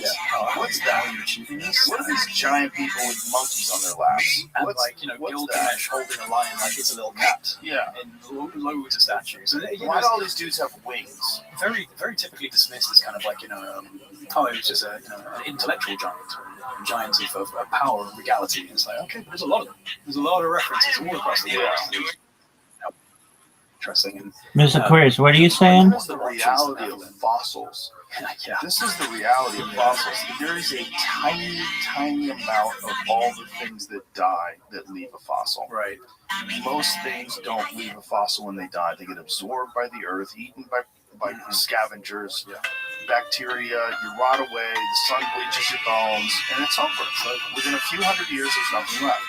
Occasionally, you get lucky, and someone or a dinosaur falls into a bog, and you get evidence. But if you don't get that evidence, it doesn't mean it didn't exist. You know, and Exactly. the giant one is a weird one. It's a weird one because there's so many depictions in ancient literature of giants, of giant beings, and you got to wonder, okay, are we talking about like men from Iceland? Right. Are we talking about giants that are just enormous human beings, like those big chads? What those dudes that do those strong man competitions? They all like the mountain. Yeah, man. Those guys all live in Iceland. They're all from Iceland. What the fuck is that about? Exactly. Well, yeah, what is that about? Vikings, right? They were the Vikings, and that's what's left. But is it that? Are we talking about that, or are we talking about another race of human that's even larger? And if they found it, do they tell us? Like they tell us about certain. They tell us about Denisovans, similar to us. They tell us about Homo juliens, similar to us, just a little bit bigger. They tell us about the 4-foot skull. Do they tell us? There's like this like snippets, isn't there, from the black and white days, 1920s, where the Smithsonian kind of Yes! covered things up. And like, this is very It's advanced giant bones. Right? Bones from a giant human. And there's all these Native American stories about giant right-handed humans in the burial mounds. Yeah. Supposedly. But here's the thing: is like this is the real question.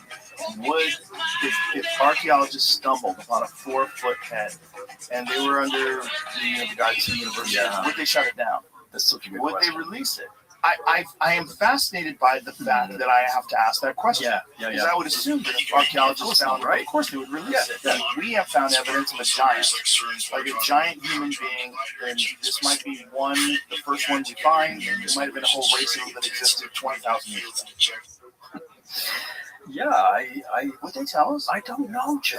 That's what's weird is we don't know if they would I tell don't know us. if they would tell us. They might not. The government might step in and say you are not allowed. Well, that's the thing, is it might supersede just academic circles and archaeology. It might get a little bit more serious. Why? The implications of our ancient history and, what exactly was taking place.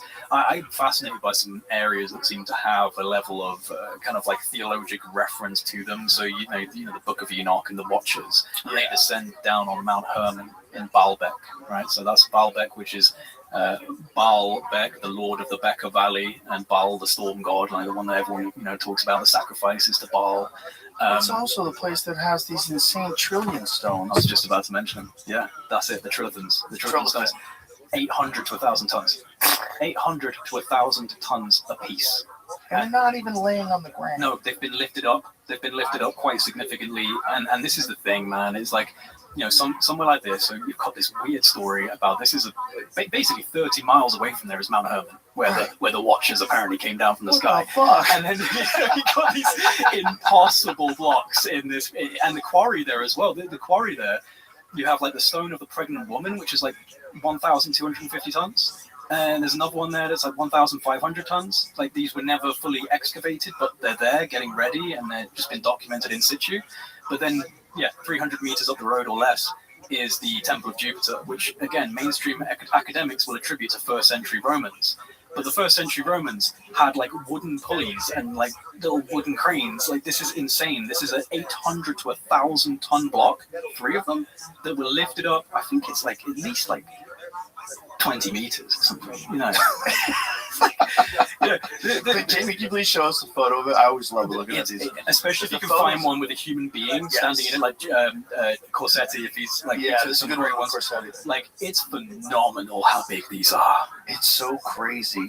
It freaks me out. It's so crazy to think that what we believe they use some sort of stone tools It's or fucking copper stupid, tools, man. Like, and pulleys to get this in place, and stupid. you got it out of the quarry. How? Well, and then Yeah.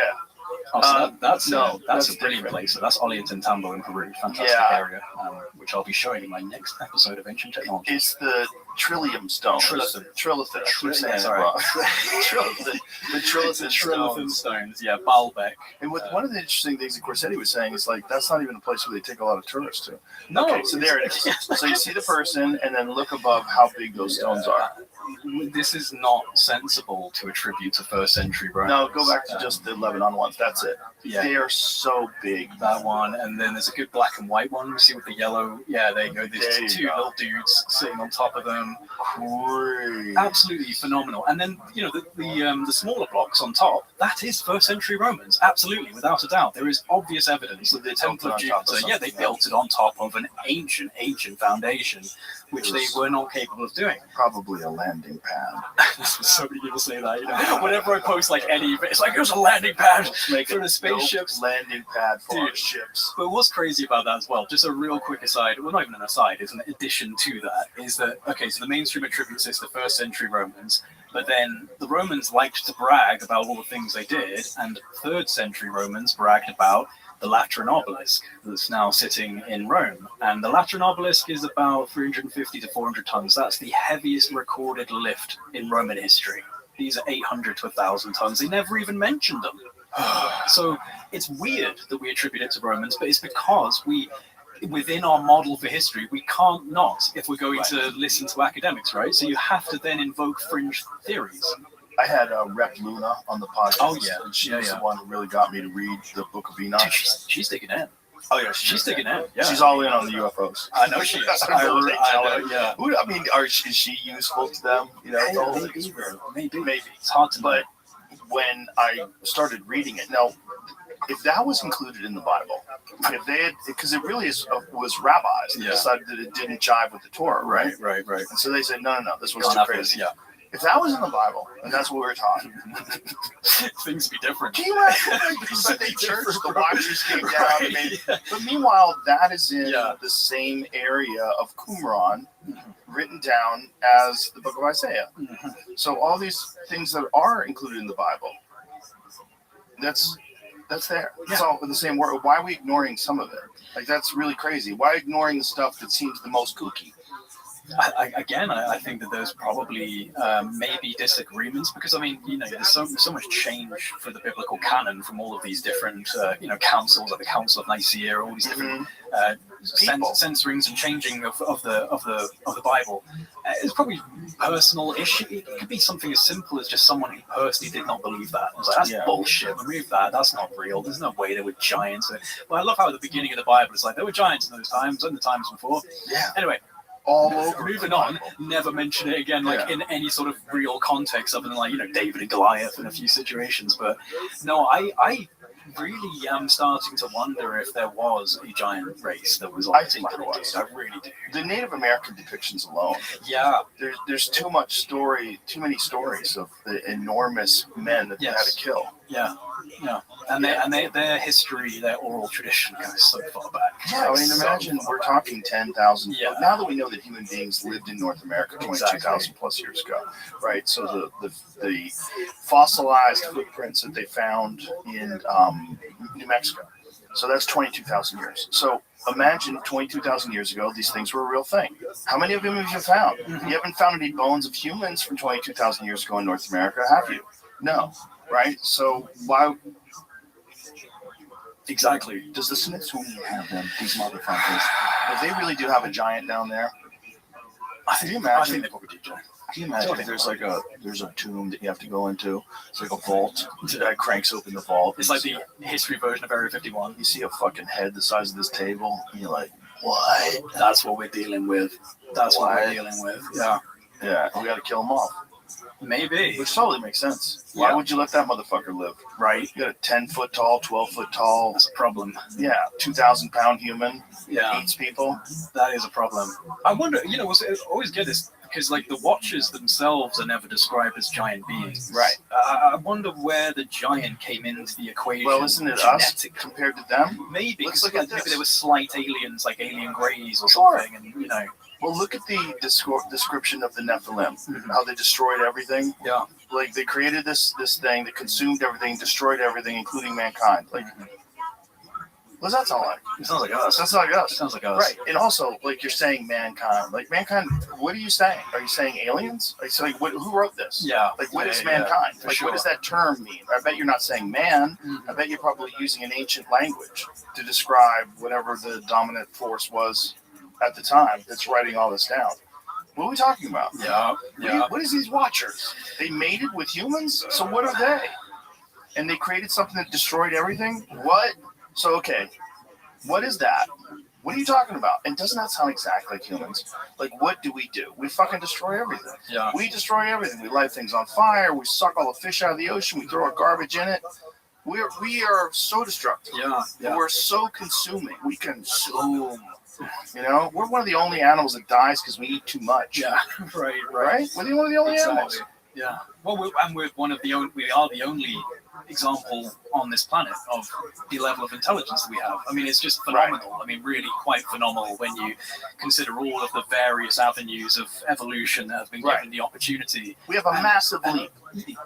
Yeah. Phenomenal leap, but a leap that has to in some way have been intervened, in my opinion. I mean, it's such a quantum leap in our ability of cognition and the brain size. I mean, I do find the stoned ape theory very interesting, and the concept of using psychedelics, and I think there's a role to play in that for sure. But I just think that when you have such a novel trajectory change from every other creature, every other animal on this planet, that tells me that there's something fundamentally accelerated in humans, and whether that can just be put down to shamanic use of psychedelics, I don't know. I think that when you invoke again all of these various theologic stories, it becomes clear that something was interfacing with us, and perhaps at one point we were interfacing with them, and there was a communication and a relation that has since long degraded after cataclysmic outreaches, and I think the evolution that came out of psychedelics and primitive man was the escape from the barbaric nature of our roots. Right. I don't think it's necessarily the development of the human brain. Mm-hmm.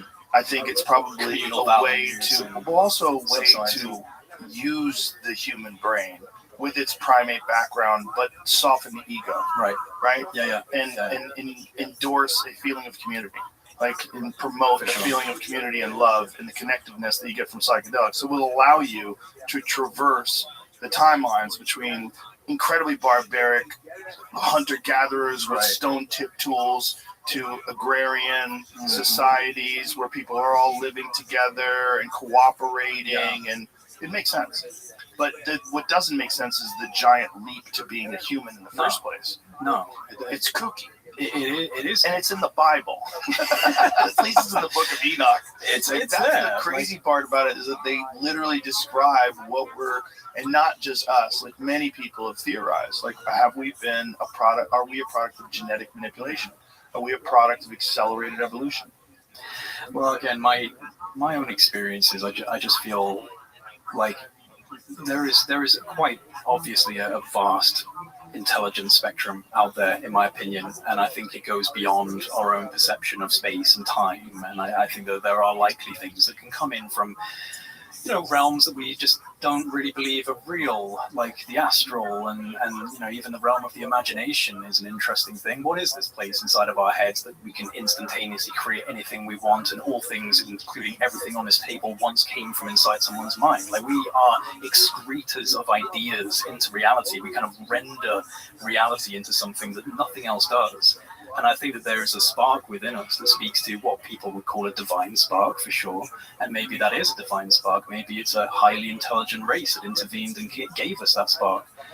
But we are entirely different. And I do think that as we begin to get deeper and deeper into kind of like the physics of our reality and our fundamental connection to it, we start realizing that our physiology, our body is like an antenna, it's like a technology, it's an instrument for picking up on signals and perhaps even consciousness itself. I don't know if you're familiar with microtubules and the orchestrated objective reduction theory by Stuart Hamroff and Sir Roger Penrose. How many times do you bring that up to people and they go, "Oh yeah, I know what you're Oh, I talking know about." exactly what you're talking about. Well, I hang out with some weird fucking people, but I just thought it might have come. I definitely have heard Duncan Trussell say to you, "Microtubules, man, Yes. microtubules." No, so I did an interview with an anesthesiologist called Stuart Hamroff, and him and Sir Roger Penrose developed a model called the Orchestrated Objective Reduction Theory, or OR, looking at microtubules, which are these tiny helical structures inside our neurons. And I forget the exact metric, but it's something ridiculous, like 10,000 microtubules per neuron. So it's just, this incredible architecture of these tiny little helical structures that apparently are so small that they interact with quantum vibrations in fields. That's how fine and tiny they are.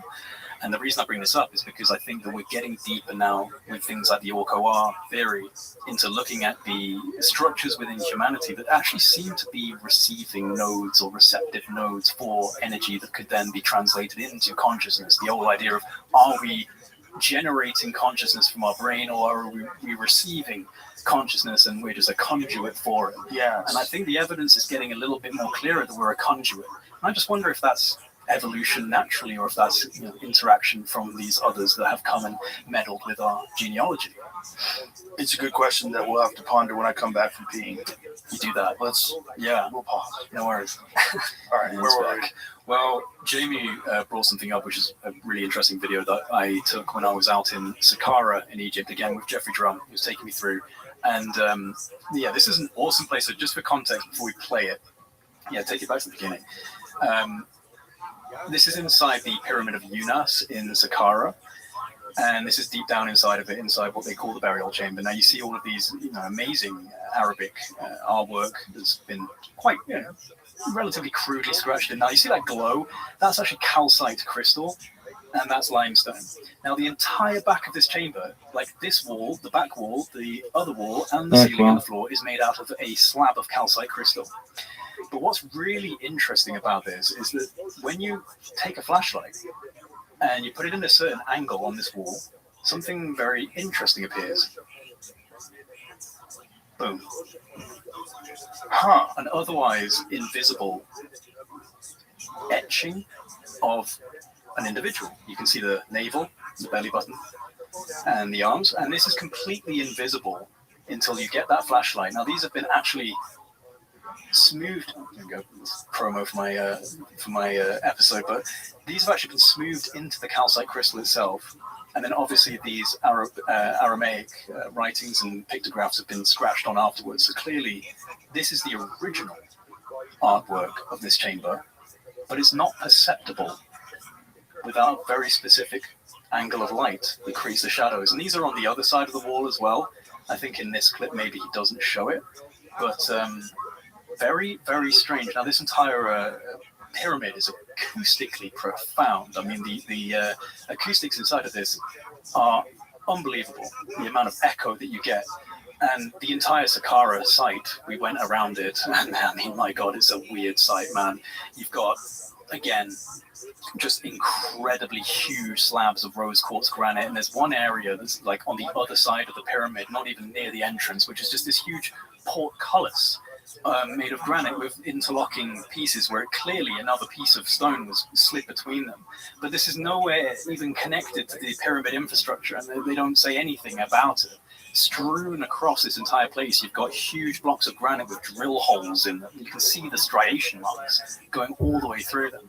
And his opinion, Jeffrey's, and I think there's merit to it, because in Cairo Museum, there's a little cabinet of laboratory equipment, like jugs and apothecary bottles that were recovered from Saqqara, including a little plate there's like a little plaque. This wasn't included. This is put into the actual exhibition, but it's tucked into the corner of Cairo Museum. You have to find it. You have to really look for it.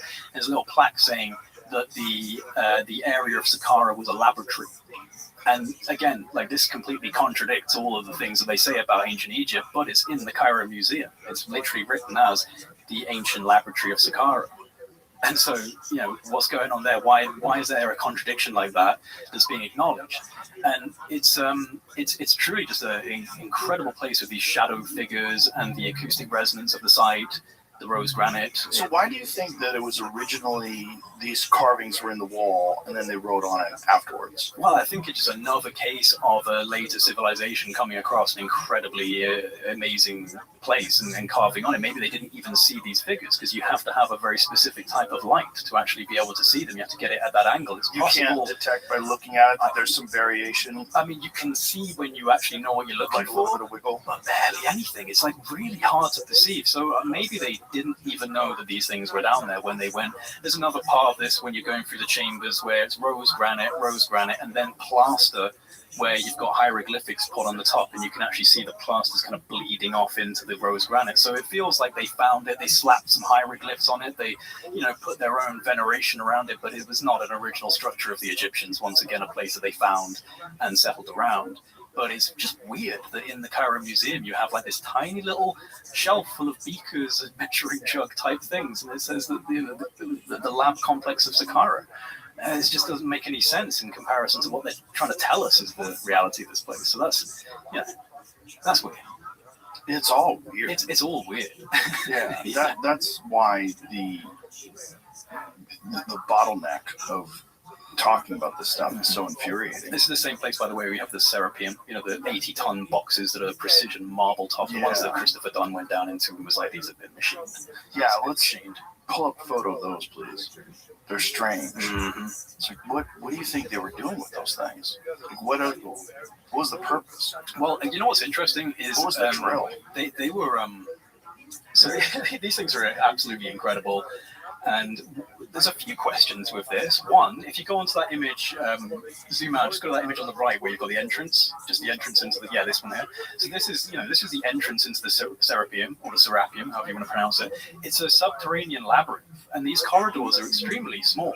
There's actually a half-finished one sitting in the middle of a corridor, and you can kind of really get a scope for the size. But these are 70 to 80 ton granite sarcophagi. They attribute it to the Apis bulls. They say that there was a cult around this region that venerated the Apis bulls, and that these were burial chambers for the Apis bulls. But you know what's funny about that is the only thing they have to evidence this is no bones of bulls or anything like that. What they have is a single hieroglyph on one of these boxes of a bull. That's it. They have a hieroglyph with a bull on it, and that's why they attribute it to the Apis bulls, regardless of the fact that these are precision carved 70 to 80 ton granite marble top smoothed boxes with even more precision inside. They're even more precise on the inside, which is strange. You wouldn't necessarily need them to be that precise if they're just funerary boxes, but the precision is actually more impressive internally than it is externally. And how long would it take to make one of those? My Here's God, the question: make it, move it, put it in place. Make it, move it, that put it bull's in place. long dead. Let it go. Let it go, The dude. bull Like, will be it's dead not for that years by the important. time you finish that thing. That's These crazy. things are nuts, man. Absolutely nuts. And There's this is one of the big things that Christopher Dunn saw and was just like, nah, there's just no way. Look at the people standing next to those Yeah, man. stones. I've Imagine been inside one of if these. someone moved it there and then put that other one on top of it. Unbelievable. When? Who? How? Yeah, and again, To say that's not a mystery is nuts. It is nuts. And also, if you go on that image where they're shining a light and someone's leaning on it, on like the right-hand side, yeah, that one there. So many of these, the boxes themselves are so precise, but the actual writing is extremely crude. It's been scratched on. It's basically just been scratched on. And a lot of them, it kind of feels like, a lot of these pharaohs did, they just went and slapped a cartouche on it. I own this. This is mine. Right. And so, the exterior work contradicts the advancement of the actual box itself. It doesn't make sense. There's only one in here that's actually got 3D actual carved-in artwork, and that one actually does make sense. But these ones are all chicken scratch. It's just been scratched on, Of course. So- Which is what people do. which is what people do. There's, I mean, a lot of history of human beings doing that to ancient things. Yeah, if you've got that third image, actually, that's an interesting image because you've got these such low quality. That's a shame. But you can actually see these dimples where they've smoothed out the stone. And what's weird about this is that, so if these were funerary boxes, you would expect the external to be the most impressive because that's what people are going to see, right? But instead, you actually have a lot of malformation on the boxes. And one of the theories about this, and this is something that, there we go, is a good example of this.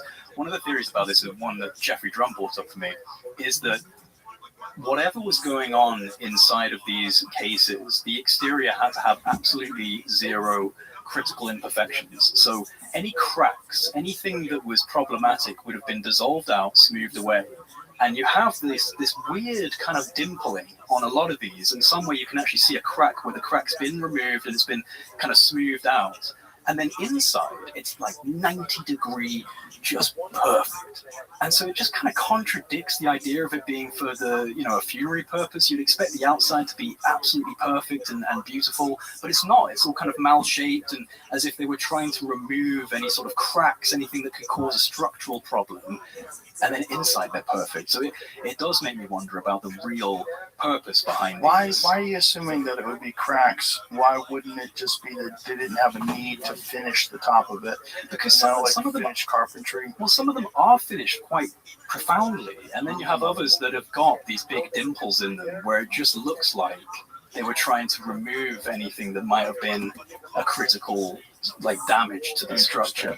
Obviously, this is guesswork. Right, but the purpose of that would be to keep it from cracking. To keep it from cracking all the way through. I just find it very interesting that the inside is more impressive than the outside for something that's meant to be, viewed as a funerary box. Right. An enormous funerary box. An enormous funerary box. Does anybody have a wacky far out theory of what they were actually for? I mean, there's always some. I mean, one of them I find interesting is the idea that they could be like some form of like a sound bath, like an isolatory chamber where they would go into and have like some form of experiences. You gotta count on someone to move that fucking thing. There's such a strong evidential trail of acoustic sciences in the ancient past, especially archaeoacoustics in terms of the actual architecture itself, like the pyramids. They're designed to resonate like one of the most interesting places that I've been to in terms of looking at the acoustics of places, as well as Malta, the island of Malta. And the island of Malta is very interesting because when the Bronze Age settlers from Sicily and other areas of Italy came over to Malta for the first time, they discovered an island that was absolutely littered with megalithic sites. And Malta has got the highest concentration of megalithic sites in the world. But there were no people. They're all gone. No one knows who they were. It was just a land full of these incredible megalithic temples. And one in particular, called the Hypogeum of Halseflieni. Now, the Hypogeum is fascinating, dude. It's a subterranean huge temple that was discovered by road workers, and they were literally just chipping away at the road, and then it collapsed in, and they find this huge, what they call a necropolis, because they found hundreds of skeletons down there. This thing is incredible. This is all carved out of the limestone, and it is a overlapping geometric series of chambers that is so obviously acoustically tuned that if you actually if you wanted to search Hypogeum acoustics, it will come up with studies where they've noticed that this is absolutely a deliberately acoustically tuned complex. Go on the actual website, not images. And that's an interesting one. Whether or not it's entirely accurate, someone's comparing the Hypogeum to the human ear, specifically because of the fact that this place absolutely is acoustically tuned to resonate between 110 and 115 hertz, which is the bandwidth to activate certain brain states like alpha and theta brain, where you can get into more meditative states of consciousness. And only 20% of this site is accessible to the public, 70% of it's locked off. And they treat it like a skiff. They take your phone, they take your camera, you can't bring any audio recording devices into it, nothing. Very curated tour for 30 minutes and then out. Why is 70% of it locked off? That's a great question. They say it's for preservation of the site because it's such a delicate Neolithic. It's prehistoric. They believe it's prehistoric. And again, this speaks to what was going on in prehistory because this is a acoustically profound series of chambers that have been carved out of the limestone bedrock by people that we attribute bone antler tools to. They were chipping away at it with bone antler tools, and they made something as profound. So when you say prehistoric, well, they dated to I think about 5,000 years ago. About mainstream. What? Mainstream. Yeah. Carved It's carved out of the bedrock. Out of the bedrock. It's huge thing. And what's even weirder about it, is that they found all these elongated skulls at the bottom of it. And I've seen one personally. I went to the Museum of Valletta in Malta and saw one of these elongated skulls. What's very interesting about these skulls is that they actually lack the sagittal suture that we have going down the back of the head. So, we have this sagittal suture which pushes the growth plates together as you come from the birth canal. Not that one. The third one, the fourth one, that one, and then there's other images which are actually the one below it where you've got skulls recovered from the hypogeum. Yeah, so this is an elongated skull that's only got a horizontal suture, no vertical suture, which is what all humans have, a vertical sagittal suture. Now, apparently, hundreds of elongated skulls were discovered in the hypogeum, but only a couple of them are on display in Valletta. And I've got a couple of friends who are in, have you heard of the Knights of Malta? No. It's a kind of a secret order, a bit like Freemasonry. It's spawned from the Vatican. The Vatican basically threw these people into Malta and said, fuck off and go do your weird stuff over there. But now it's a very connected, kind of like with the Vatican order, the Knights of Malta. Very powerful group. Very much in the geopolitical world stage. And a friend of mine who's within that was like, yeah, they bring out this book once a year in the Valletta Museum, and it's detailing the skulls of the hypogeum, and apparently tells a story of how the locals would throw bodies down there because there are beings down there that they wanted to prevent from coming up to the surface. And this is the strange thing, is the hypogeum is full of normal human bodies, hundreds, not buried with respect, but just piled down there. And then also elongated skulls. And the story is, according to this very ancient book that they bring out and put out once a year, you have to be lucky to catch it.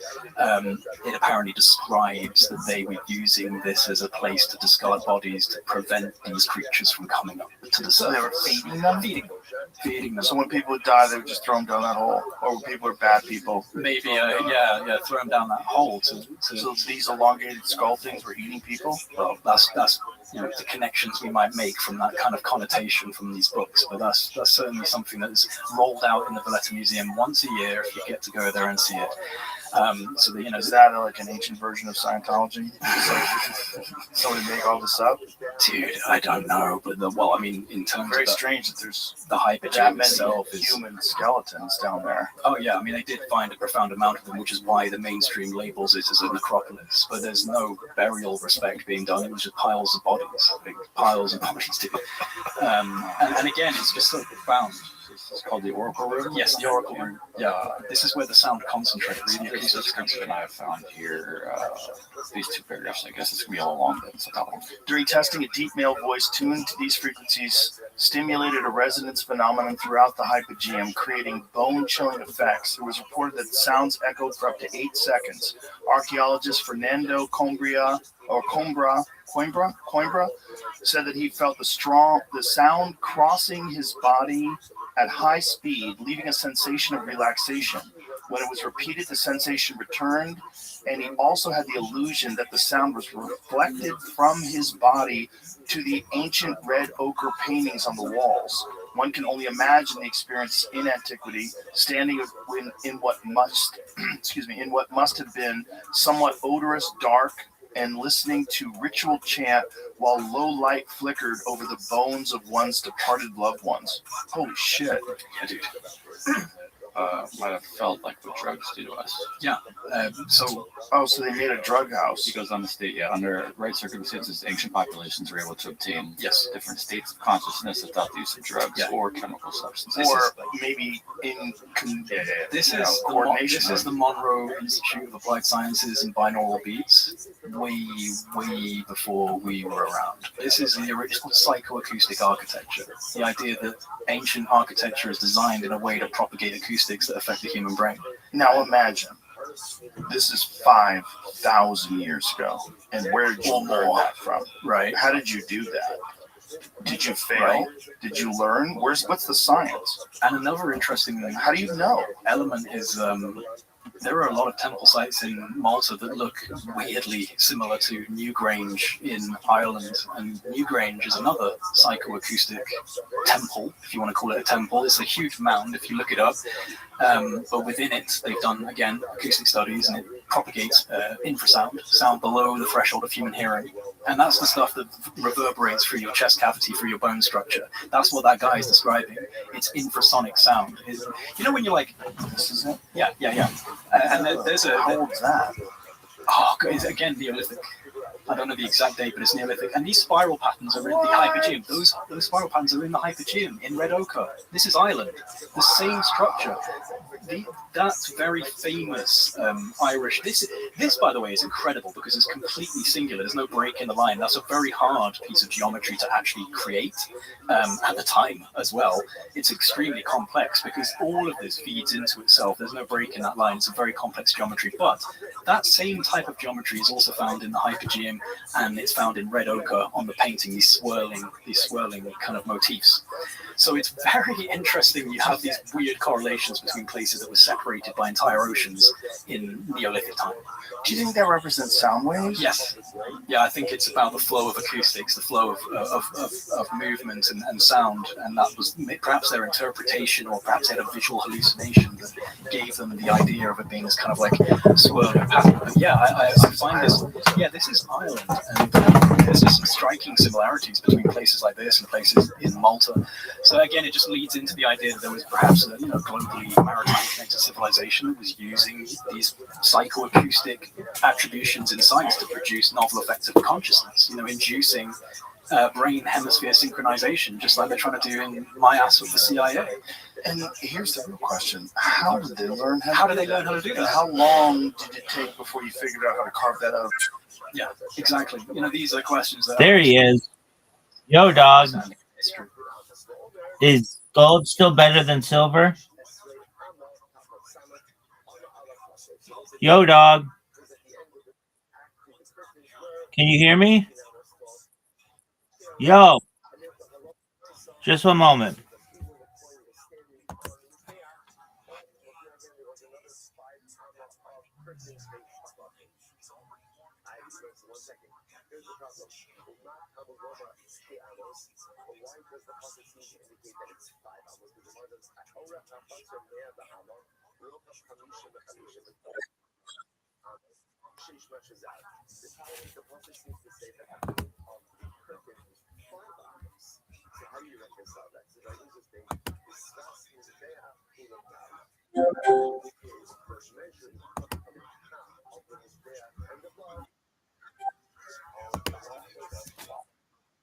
Yo, Doug, is gold still better than silver?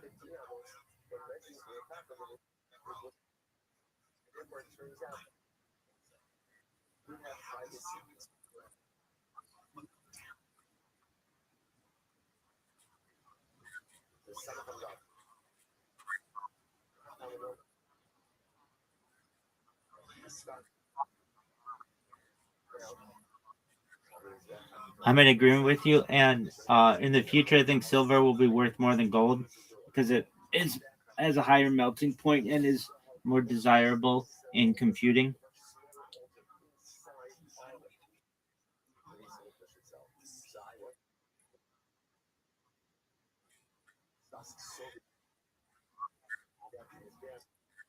Perhaps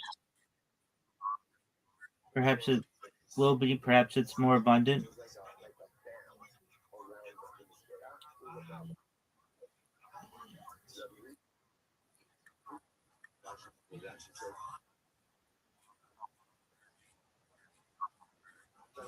There you go, baby.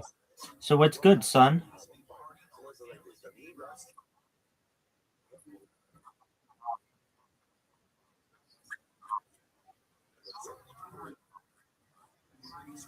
Please enlighten me on Japanese garbage.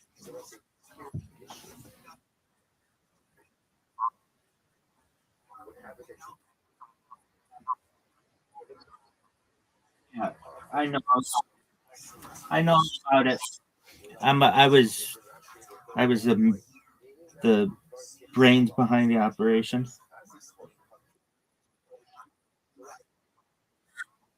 Yeah, I was 9. I was 9, and I was like, "How can we really fuck shit up today?" And I was like, "Dog, how about the fucking Japanese tunnels? Their fucking subway system. Let's fuck it up today."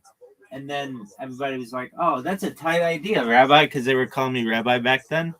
And we fucked it up. How'd you like it? Pretty good, huh?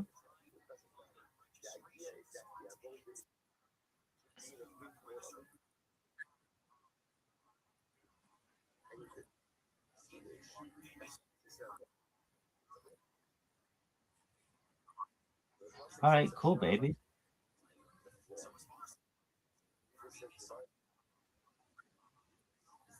No, no, that should. All right, so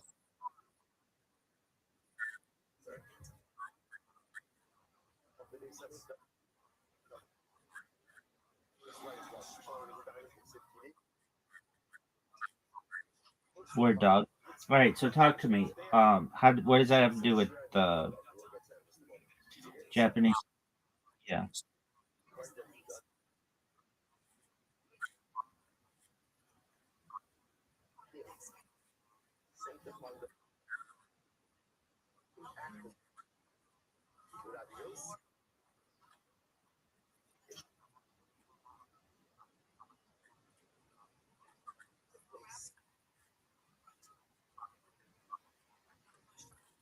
Oh, that's tight. All right. Speaking of garbage, are you ready to lose?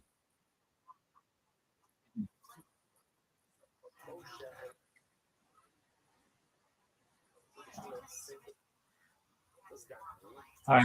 Well, maybe one of these days. All right. So here's my question for you, and it's a really important question. Maybe one of the most important questions of all time. Did you know that Zoot is not performing comedy for the next 3 weeks or so?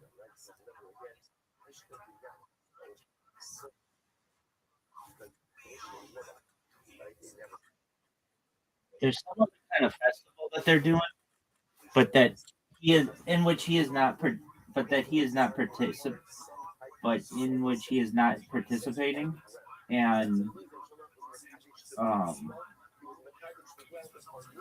I think it's some BS because I think he's maybe one of the best comedians in all of South Australia. I mean, I think it's obvious. I think if you don't, oh, for sure, Doc. For sure. Right. Um, maybe I don't know. Hey, don't put down the beat poet. Don't put down the beat poet. All right. So, this is how I this is how I genuinely feel, like in the deepest of my heart, that the people at Raw Comedy, dude, I'm just giving you this is. I would say this to your face as well, but they were sick of Zoot performing so often in South Australia, and they figured, well, if we make him a finalist, maybe he'll go on the road and we don't have to see him as much.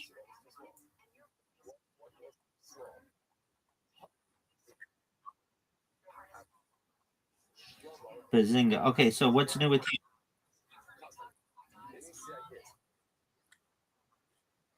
Oh, dog, I'm a king of. Are you gonna watch Kill Tony tonight?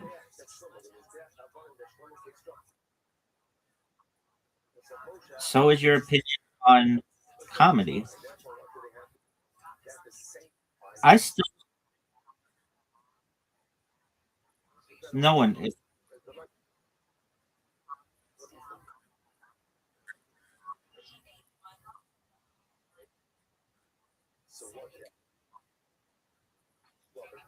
What are you talking? William.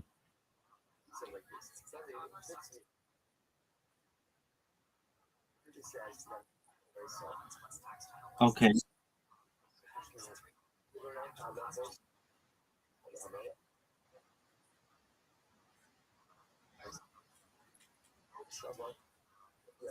No, you fucking hate that show.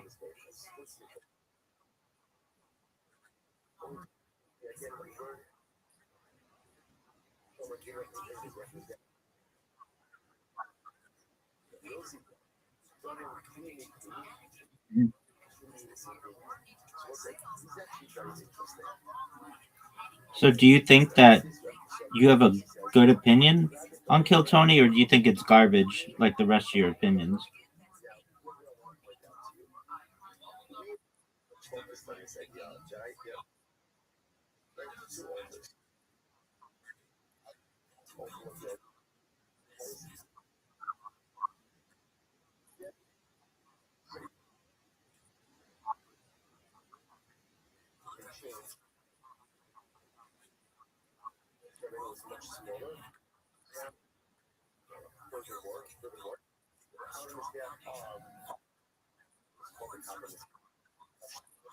Okay, well, what is your cup of tea?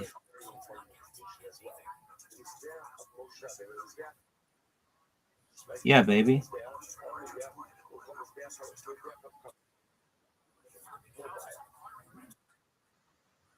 Dude, you're obsessed with this guy, but that's cool.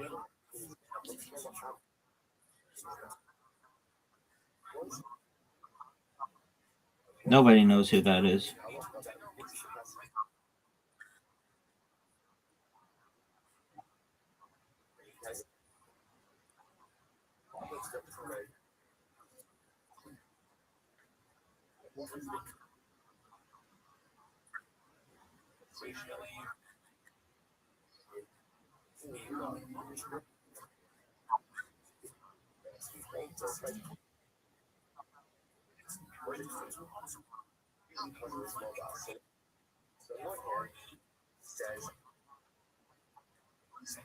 Yeah, dog.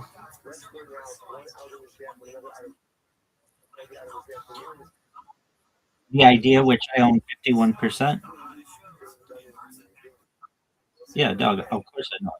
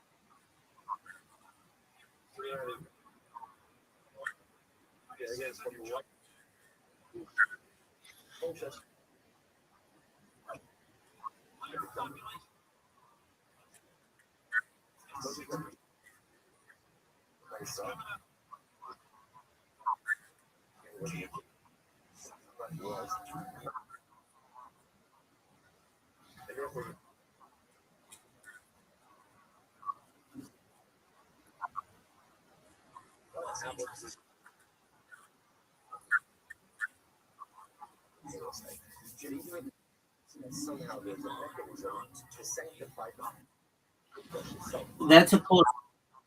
That's a cool story. So you want to milk me? You want to milk me for more of my great ideas or something?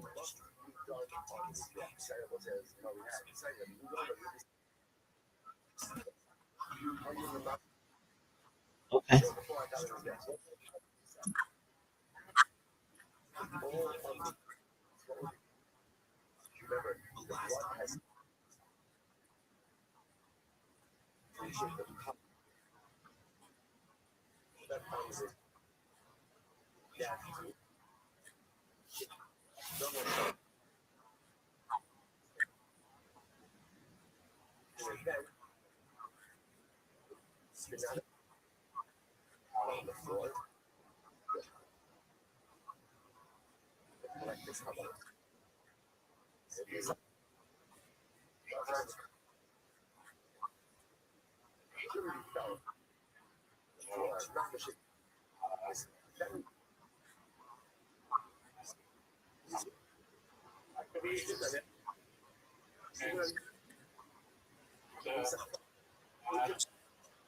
Absolutely. They have a no zoot policy. I think that's obvious. Um, in all reality, uh,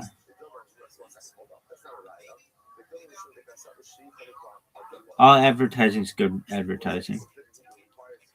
Um, Perhaps. But basically, like the thought is, you're gonna get that now. You get people who do that now, who put out content that a company doesn't like. I mean, do you not? Are you disagreeing?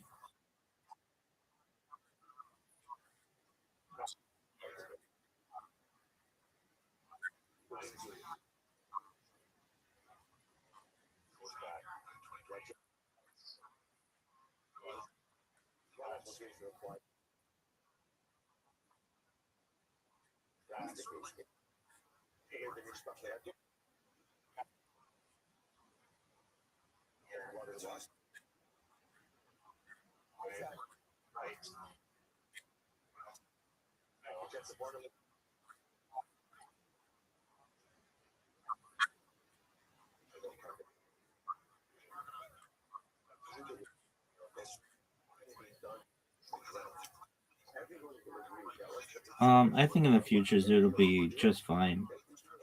Um, they're not going to promote it on their social media. That would just be some individual, and they're allowed to. People are allowed to do whatever they want.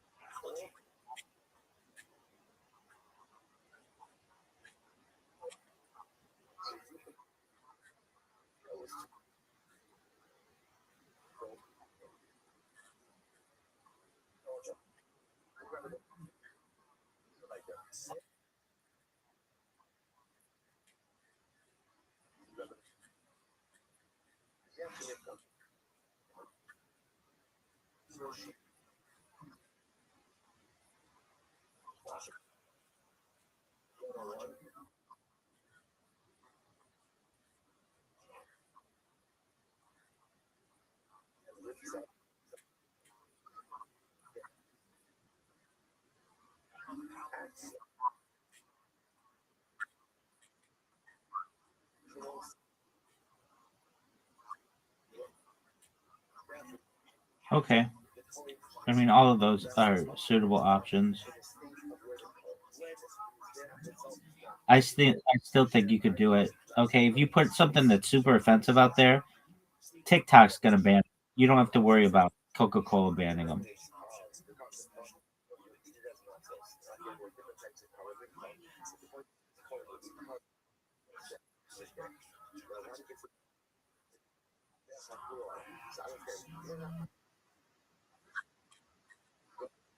I mean,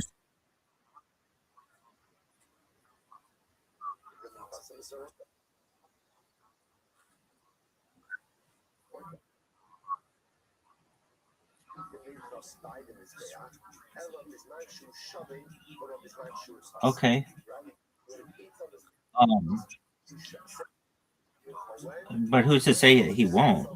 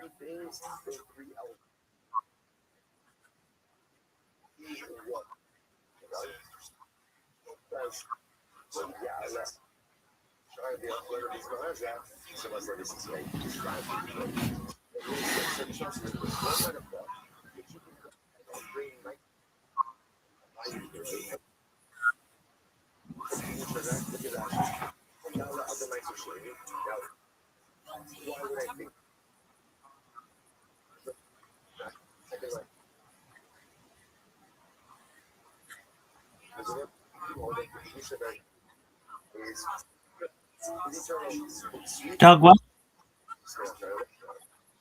Doug, what? Why don't you make social media for your dog?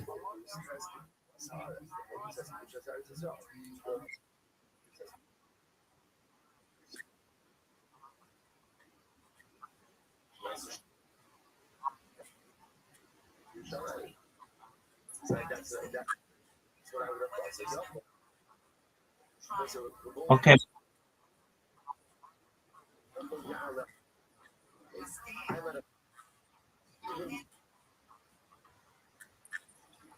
Yeah, but like seriously, why don't you?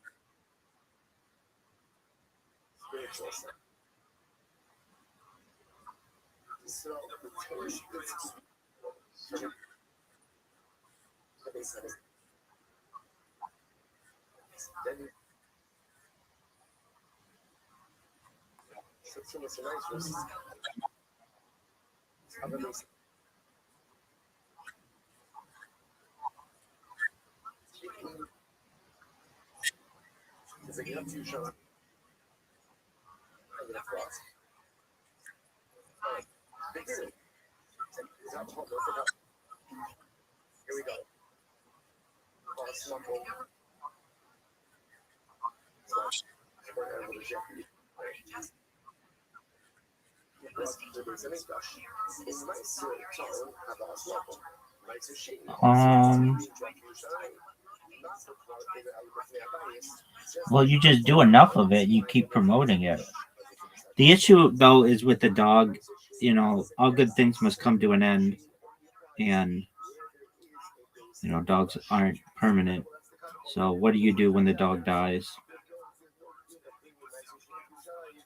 I'm not saying Yellow has a long life ahead of her. I don't mean to put a negative, but you get what I'm saying. Like there is like that. What is it? Like Grumpy Cat. Grumpy Cat died, and like all the fucking famous animals end up dying.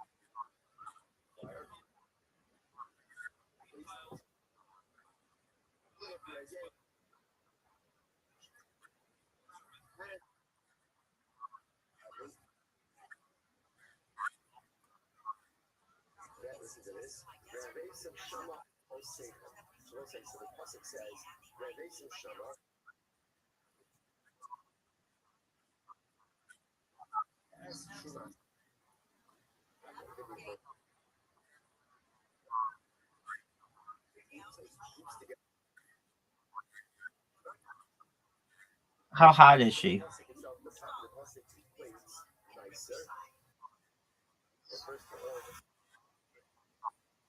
That didn't answer the question.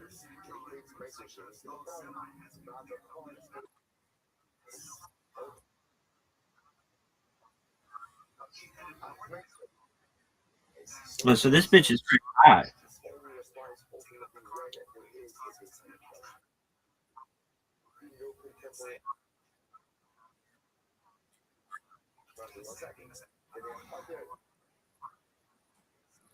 All right,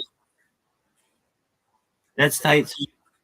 So you could have that lady follow your social media.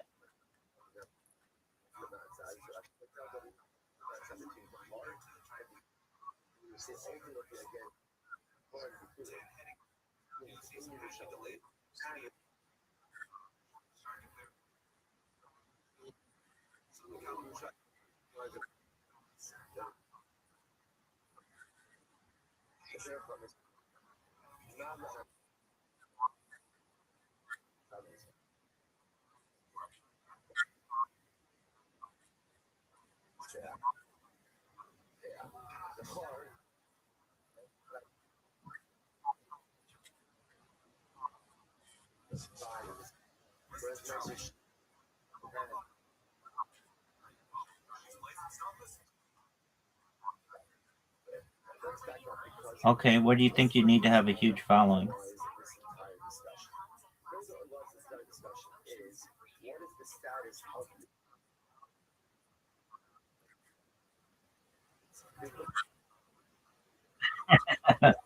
Okay, touche. Um, okay, so when are you gonna launch?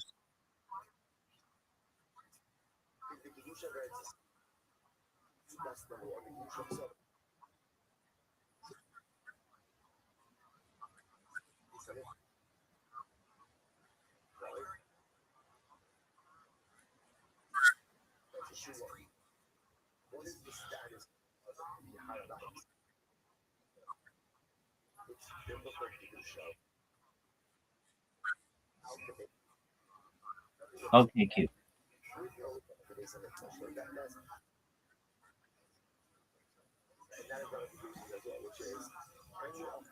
Okay, no, what? Yeah, I did, but what's the name of the company? What's the name of the company gonna be? That's the most fun part.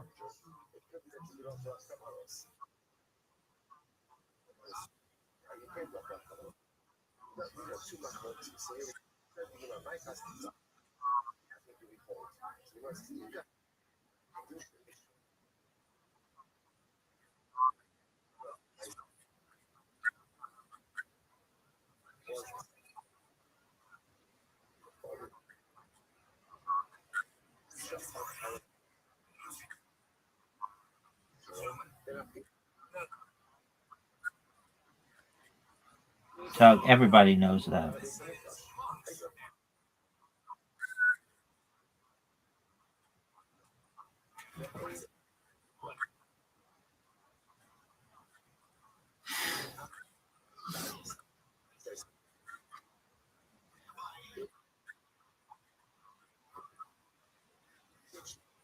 But we've been through this. Iteration is worse than rhyme. Make this bitch rhyme. GoPro.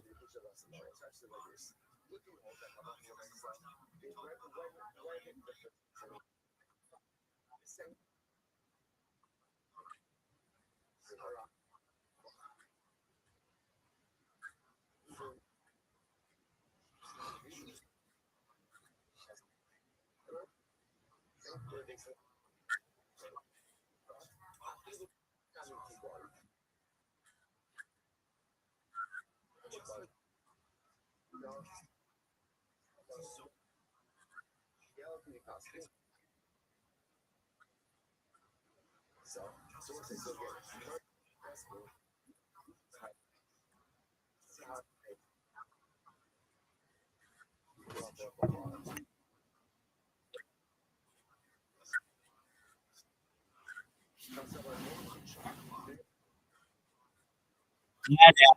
That's it. Glad ad. Glad ad. got a winner. I just said the winning name. It's over. The contest is over. Yeah. It's, uh, actually the best name ever.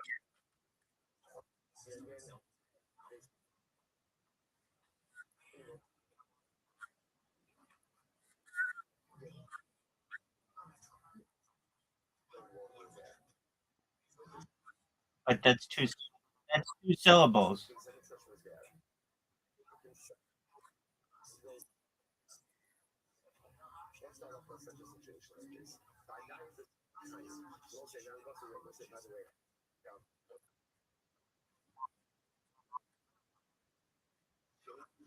Uh, pun is the best.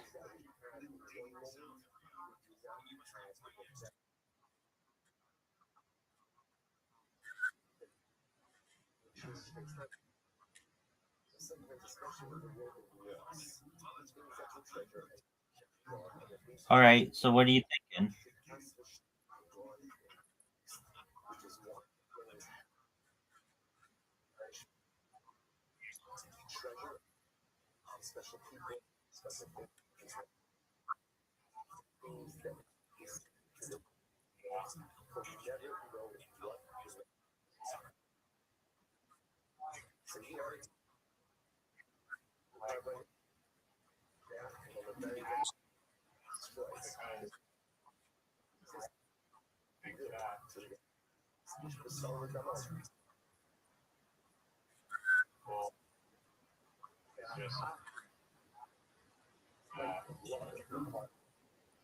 What about promote me?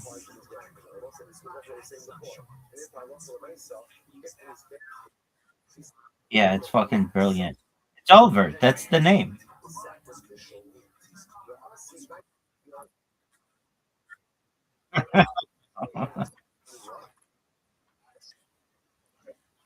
might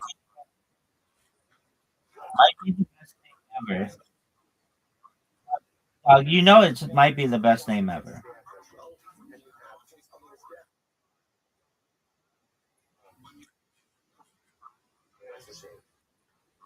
I think promote me already has.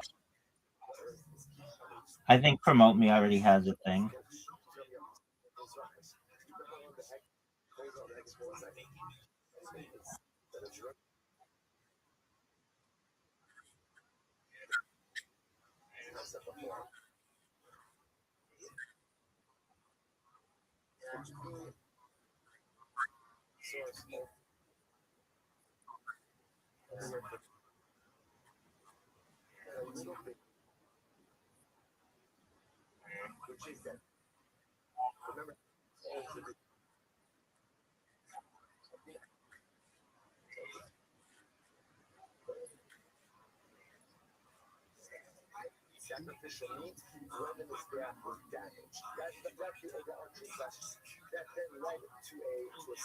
Okay.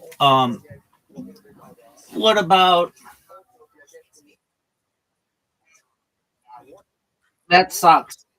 Worst name ever. What about ClipCon? What about AdCon?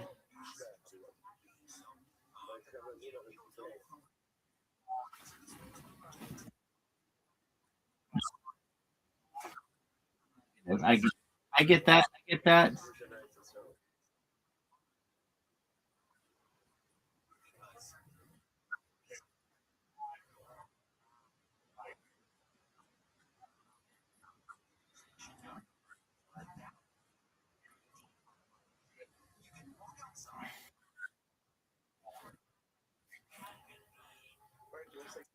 What if you just called it like cupcake or something? Yeah, cup upcake. How about upcake? That's a good name. It's a it's kind of a pun. Like you upvote it, you upcake it.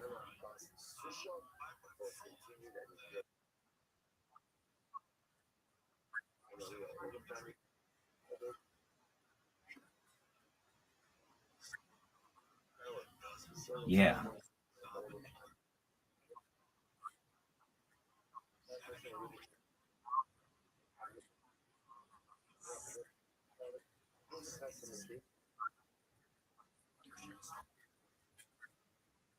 Yeah, and just positive. And dude, okay, so you spell it UPCKE. That's the name.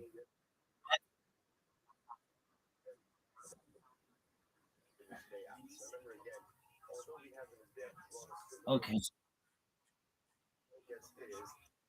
You're not gonna get you're not gonna be able to get upcake.com.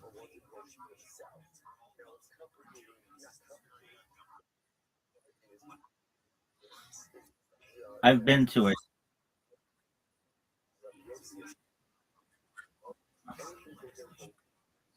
I've been to it. It's the best website ever. No, that's a great name, Upcake. I like it.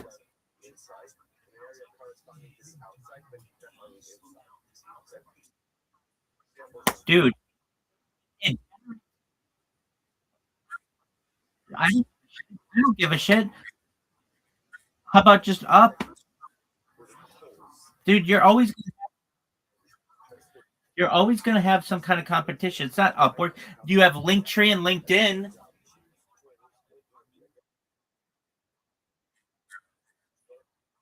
and so is Upcake and Upwork. They're totally different.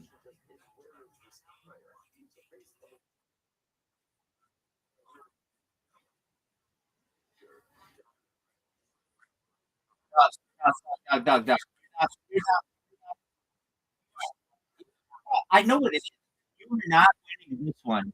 Upcake and Upwork are as similar as Linktree and LinkedIn. It's very similar. In fact, I think I do. Yeah, you are you kidding? That's how you get jobs. LinkedIn, you go there to get jobs.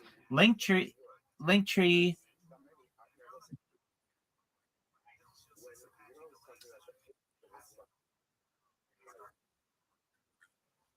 dog.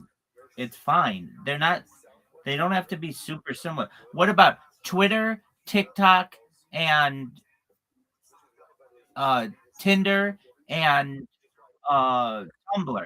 Those are all fucking the same.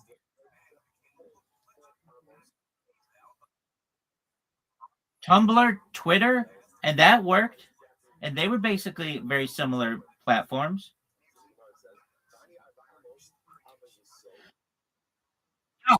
No, no, how about this? You YouTube and YouNow. YouNow is exactly like YouTube.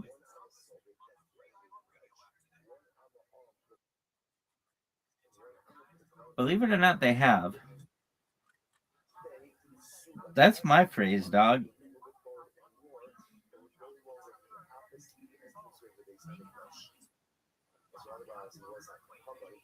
Yeah, Upcake's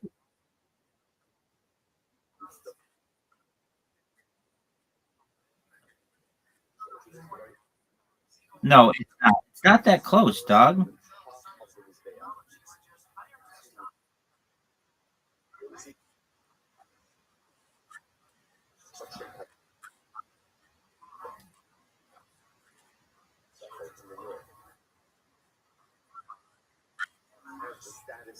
It's different, dog.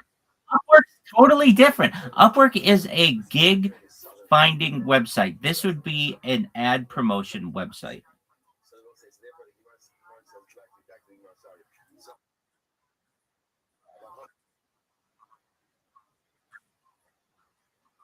And you can go to LinkedIn to find people's links. Come on, man. You're overthinking. You're fine. The name of it is up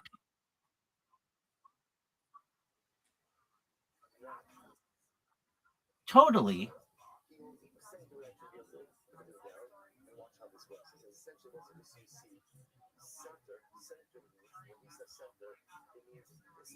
Dog. Up.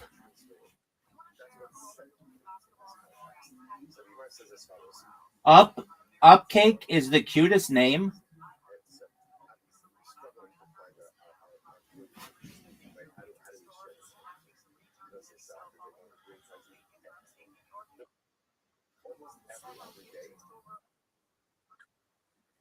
That's fine. It doesn't need to. I mean, all the other stuff that's like promote me and that kind of shit were taken 30 years ago on the internet. You're not going to be able to get any of those.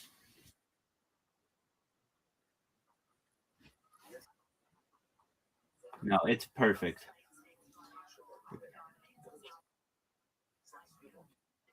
You could get up that cake.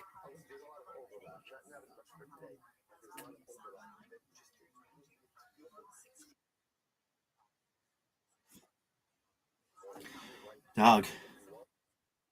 Dog. Just get up.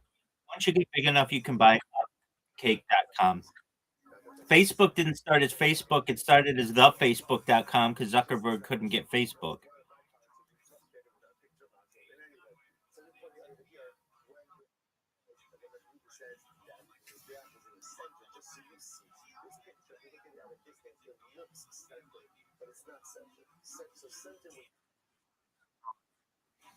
That's already taken. That's already everything regarding the word real is taken. It was taken 30 years ago. Dog, Upcake is the name. It's perfect. It's super cute, man.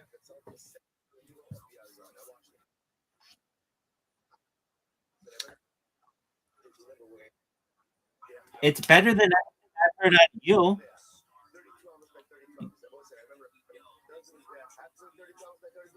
It's the best. That's number two. That's the silver medal of this bitch. Upcake is one. The greatest, the greatest social media platform of all time is number two. Very funny. Very, very funny. Are you proud of that humor?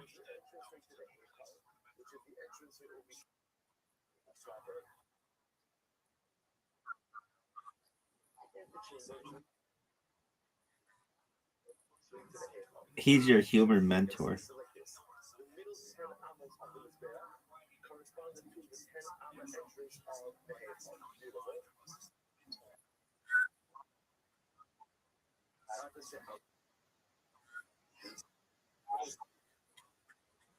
No, it can do it all.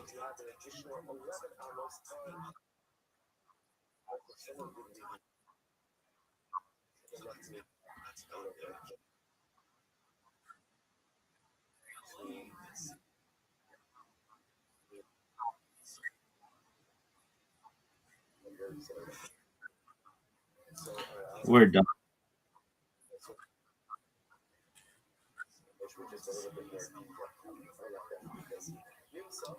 All right.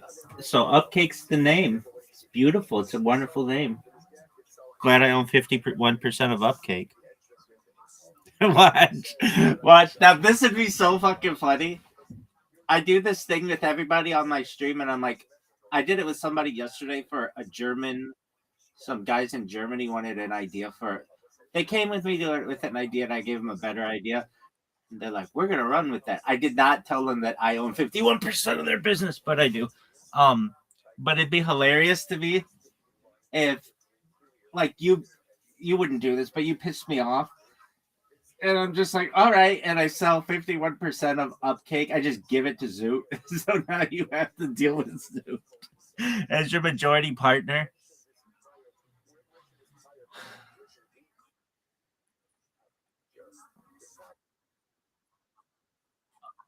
Oh, it might be name one.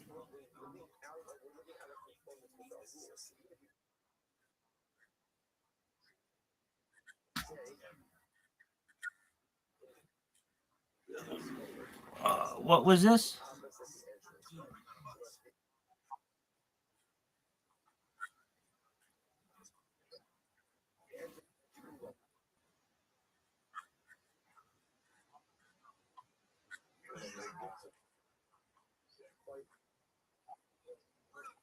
Um. Hey, let's. I'm gonna think of. I'm gonna think of one idea that he's had that's been good.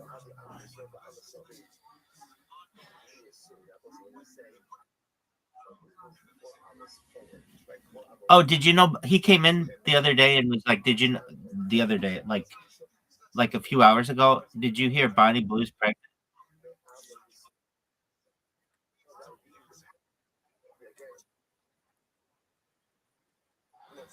I told him congratulations. It could be one of 400 guys.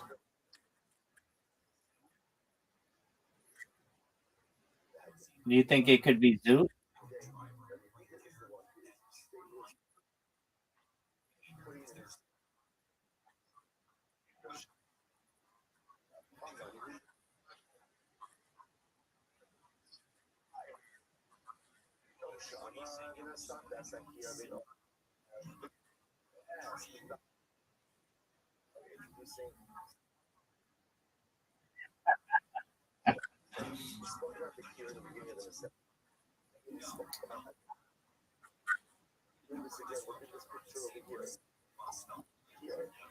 Do you think that Zoo could make it as a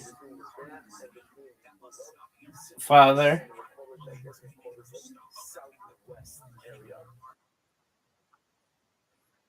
No. Do you think he could make it as a father?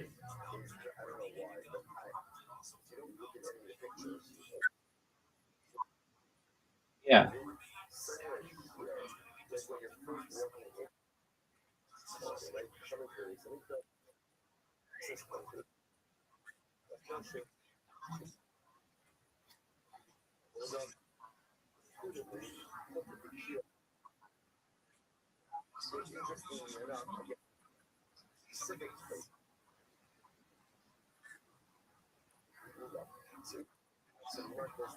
Yeah. Okay. Okay. What are your thoughts on Upcake? Let me look up if Upcake is anything already. If not, you might have to buy them out immediately. I'm sure somebody's come up with this name.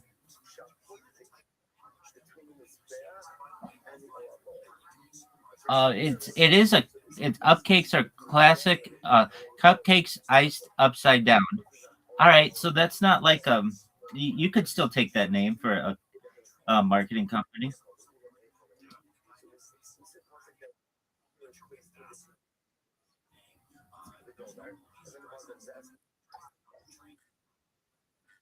Not Will Smith.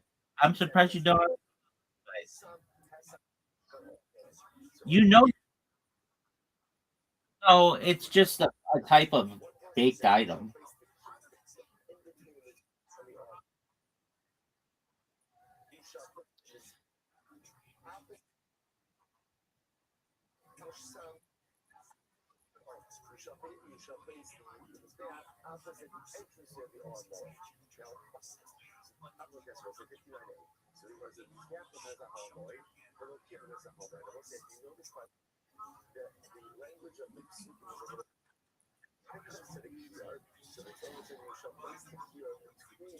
What's your favorite Nicki Minaj song? I'll wait.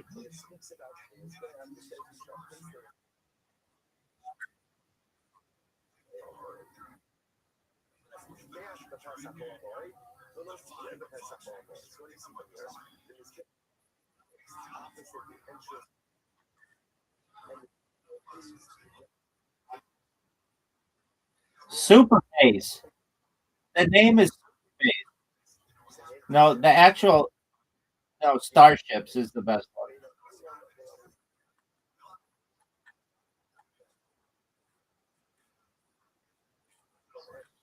one.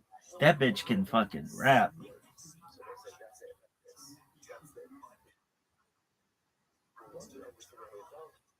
Is she your favorite rapper ever?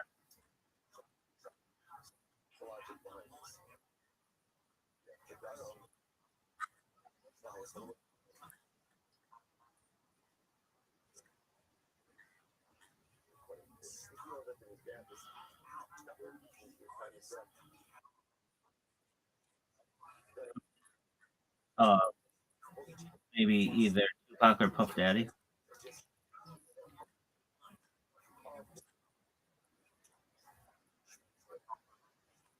Yeah, dog, but nobody calls him P Diddy. It's Puff Daddy, dog. If you go old school people call him Puff Daddy.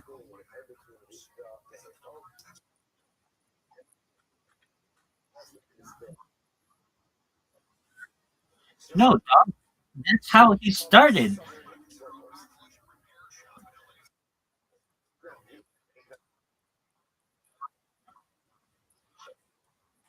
He's in jail.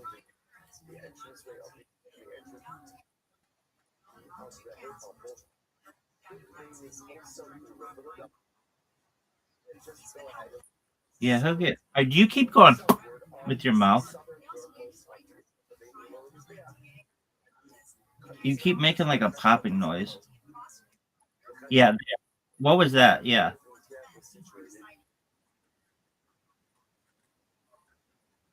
Oh, okay. Yellow, the famous dog from social media.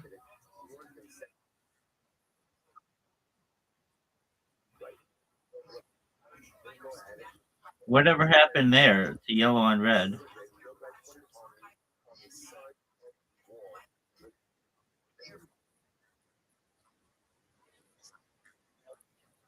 Okay.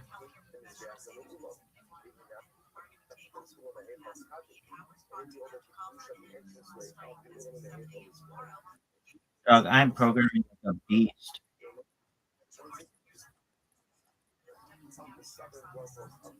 So, yeah, actually, I kind of did better.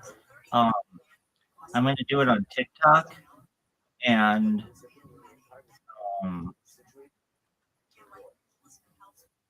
why on TikTok? Because I keep getting flagged on Instagram, but that's okay. I made a better Instagram bot that live streams my life and then every hour uploads it. I've done this before, but Instagram changed it so that you needed to have at least um you needed to have at least 1,000 followers, but I figured out a way how to do it without that, so I'm pretty ingenious, I would say. So I can do it with just nobody.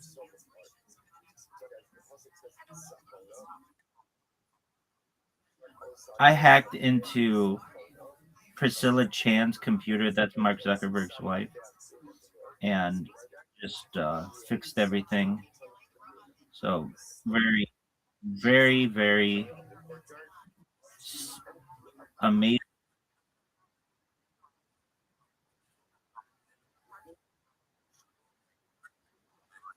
Dog, I have so many recordings of this moment.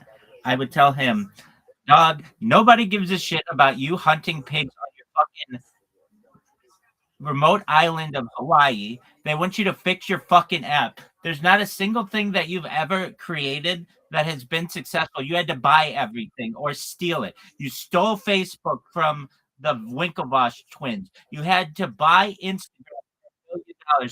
Your fucking name of your company even failed. It couldn't even have it under Facebook, so you chose Meta, which sucks, and nobody's calling it that to the point where there are memes about it. On top of that, your Facebook Meta, uh, your Meta Oculus sucks. You, yeah, it does. It fucking, yeah. Oh yeah, you bought it. You bought it, Doug. I had one before anybody had one, and I'm telling you, it sucks.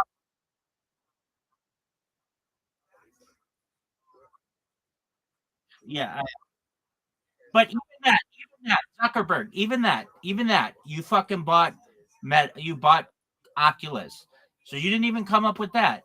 Your new Meta Ray Bans suck. They were used in a fucking college football scandal, and on top of that, now you're getting. I'll get into it. You're getting sued for promoting Instagram to minors. For those reasons, I'm out. Now the thing about the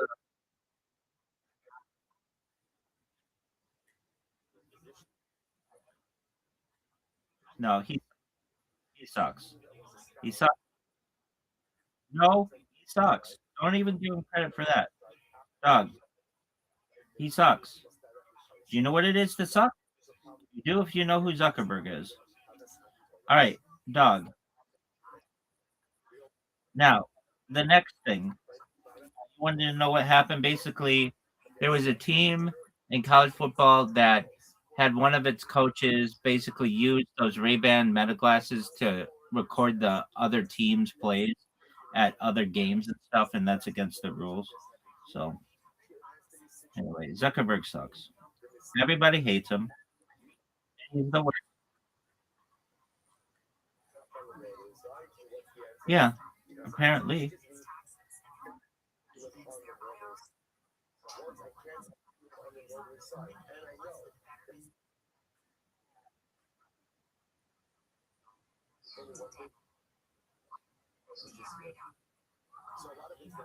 Why defamation lawsuits?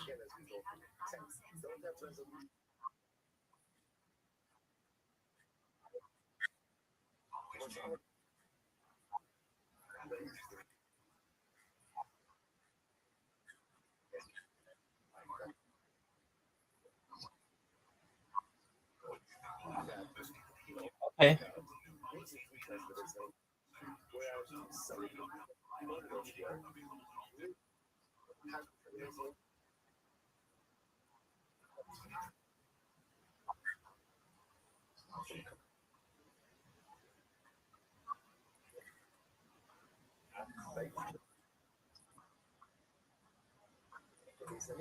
Shit's wild.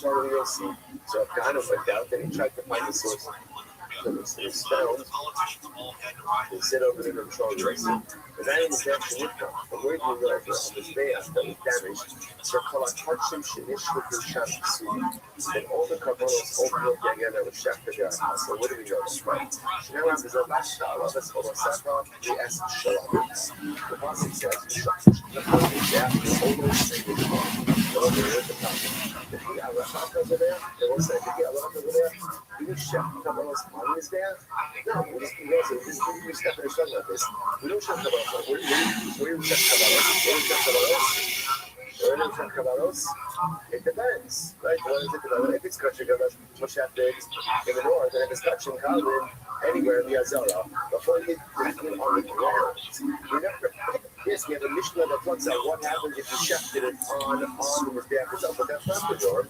So why does the Pasuk frame it as the shafting your kabbalos on the Mizbeach? So rather give Riser. Riser. rather than the Pasuk is the Allah. You shall shut on this Mizbeach. What it means is when you shut, when the Mizbeach is complete and not when Riser. that's the idea. So Allah means shkita of kabbalos is proper. Listen to this bullshit.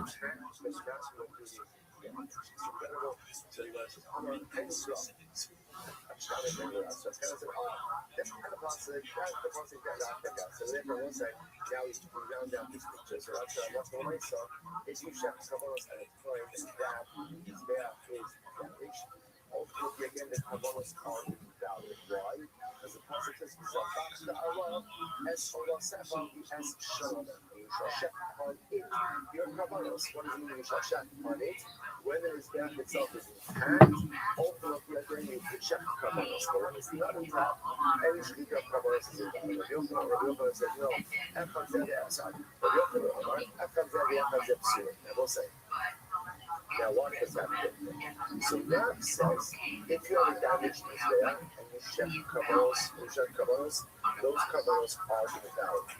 Rabbi Yochanan says, even if you designate kabbalos, you didn't shut them, you just provide kabbalos, have a time ultimately again that Mizbeach, ultimately again, those kabbalos are invalid. Rashi says, it's the intermediate white lines.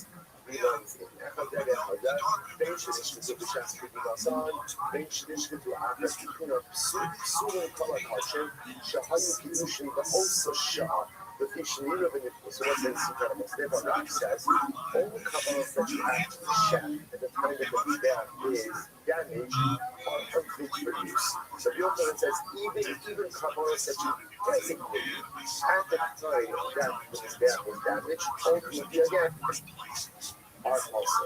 He says that you want to technically what are you about? Rav Savar Bali Chaim in a Nitrin, Rabbi Yochanan Savar Bali Chaim Nitrin. And what's an experience concept deeply means once something ultimately again is set aside for non-use, it's no longer being use. So Rav says only something shifted can be Yitzchak, can be set aside for non-use. But if you just have a consecrated living animal, it's fine. Just wait off the those that be repaired. Rabbi Yochanan on the other hand says no. Even Bali Chaim, even living animals is aside for non-use. Therefore, again, it designated the carbon at the time that the Mizbeach was unused, that animal itself forever becomes precluded for sacrificial use. That's the much focus.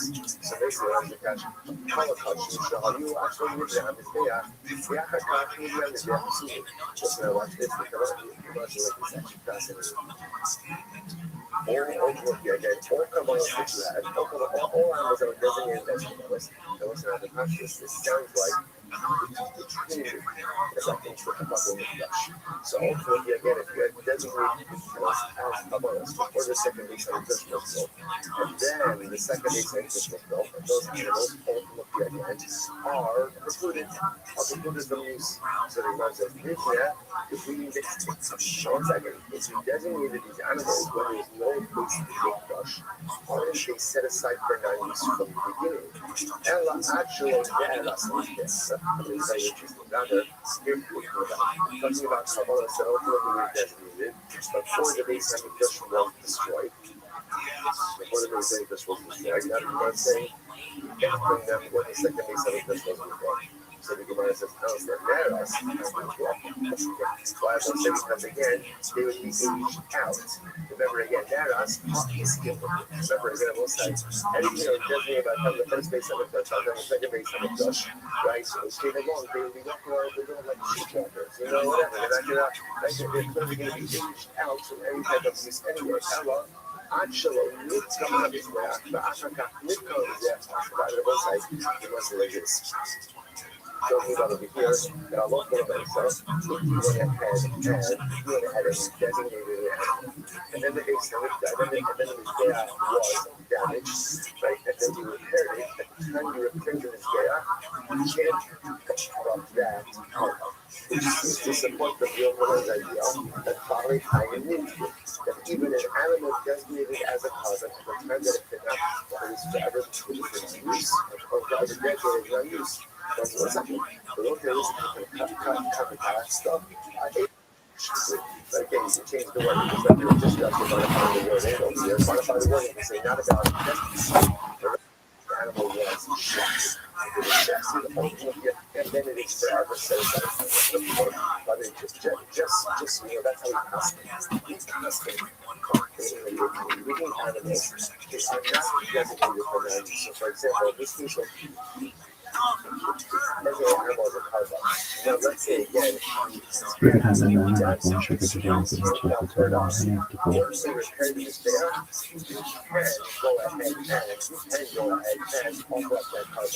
whereas, let's say again, the staff was damaged, you shafted a carbon, and now until you do the repair that day, by the time you shafted the carbon, the staff was not usable. Again, that carbon is forever set aside as well. So, living animal is not set aside.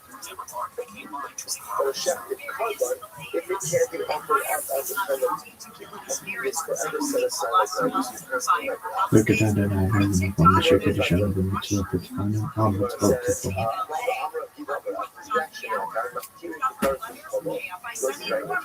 Let's say this section touches me. Now I walk for myself. In last there, and it's probably not there. It was updated from this place. Now she says, it's the Shenakar, it's the Agrees, it was not like working with it. So it's actually Shema Yisrael Adonai Eloheinu Adonai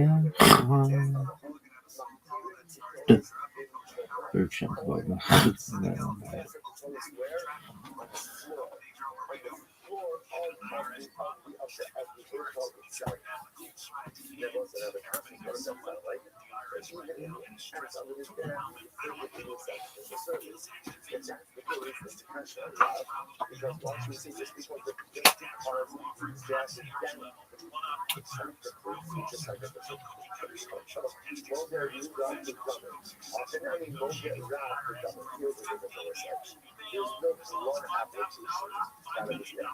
That's the difference. Technically speaking, is actually very interesting. Apparently, Torres, by instance offering, can be done even without a mistake. Blood applications absolutely unequivocally require a fair and done without a mistake. So my question was it was for the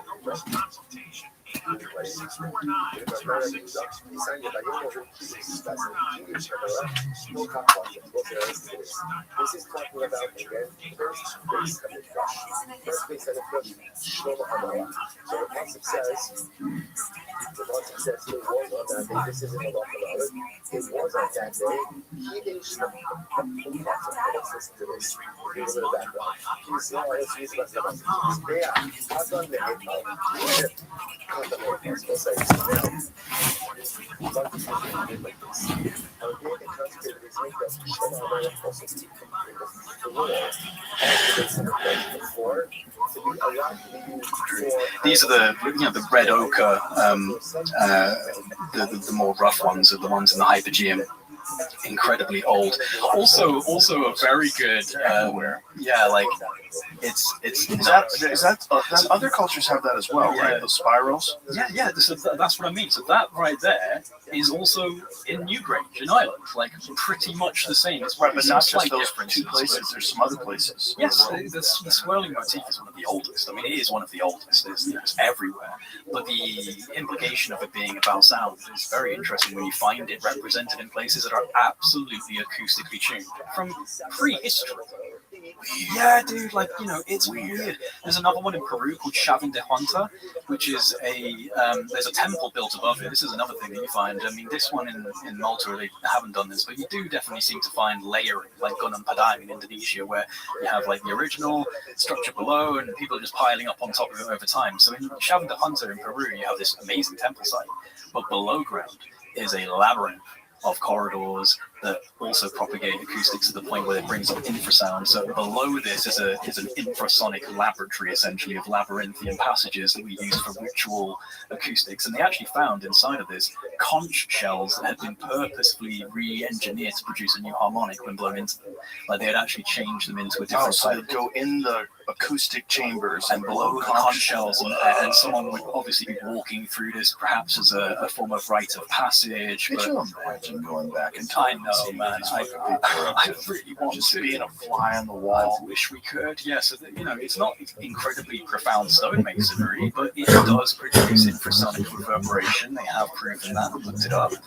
And yeah, the conch shells were found there that have got all of these designs on them and have been purposely changed to produce a different sound. So there is a clear lineage of acoustic science way before acoustic science was acoustic science, at least to our terms. So it brings up big questions. And the fact that it was influencing consciousness, I think that we just had an incredibly intelligent but shamanically orientated society at one point. We were using our human ingenuity. They want to know. We were using it to create effects more spiritually aligned than anything else. And these are all chambers for inducing expanded states of consciousness. The real question, though, is what technology were they utilizing for the construction? That's the real question, especially when you get to the megalithic stuff. Yeah. What were they doing? Like, what is this? Because this is not what we're saying it is. There's no way this is stone tools. There's no way this is copper. This is something nutty. Well, that's why the knobs are interesting, because it almost seems like the stone was being softened, and perhaps like, if you were pulling a spoon out of hot toffee, you'd get that pullback, right? You get like a little kind of protrusion. What, you want to smooth that down, though? But they do, and then they don't. That's what's really weird about it, especially in Peru. Peru has so many stone knobs. Like there's a place in Peru called the Coricancha, which is like the kind of main temple in Cusco, the Sun Temple. And these precision, there's various layers of architecture in Peru, albeit it's all being attributed to the Inca, which is weird. Rough cut stonework, then the weird megalithic kind of smushed together stones. Then you have what's called stonework, which is where it's like if you look at it's spelled with a Q, Qorikaancha, Coricancha. If you look it up, like and looking, so you have to go inside it really to really get this. The bunkers inside of it. Look at the wall on the outside actually real quick before you do that. If you click on one of these images and just enlarge it. The first one's probably the best one. Yeah, so that's ashlar stonework. That bottom bit, that is original. This was built by the conquistadors, right? The rest of it's been built up by the conquistadors from Spain. But this original stonework is also represented inside with these incredible bunkers. So if you type in like bunker, it's got this image here, like the level of precision on these is absolutely phenomenal. I mean, we're talking just complete, precise fitting stones, not globular like saxowoman, like marshmallows, but just precise blocks. Like these bunkers here, like down here. This is all original work, and then they built a Spanish-inspired temple over the top of it.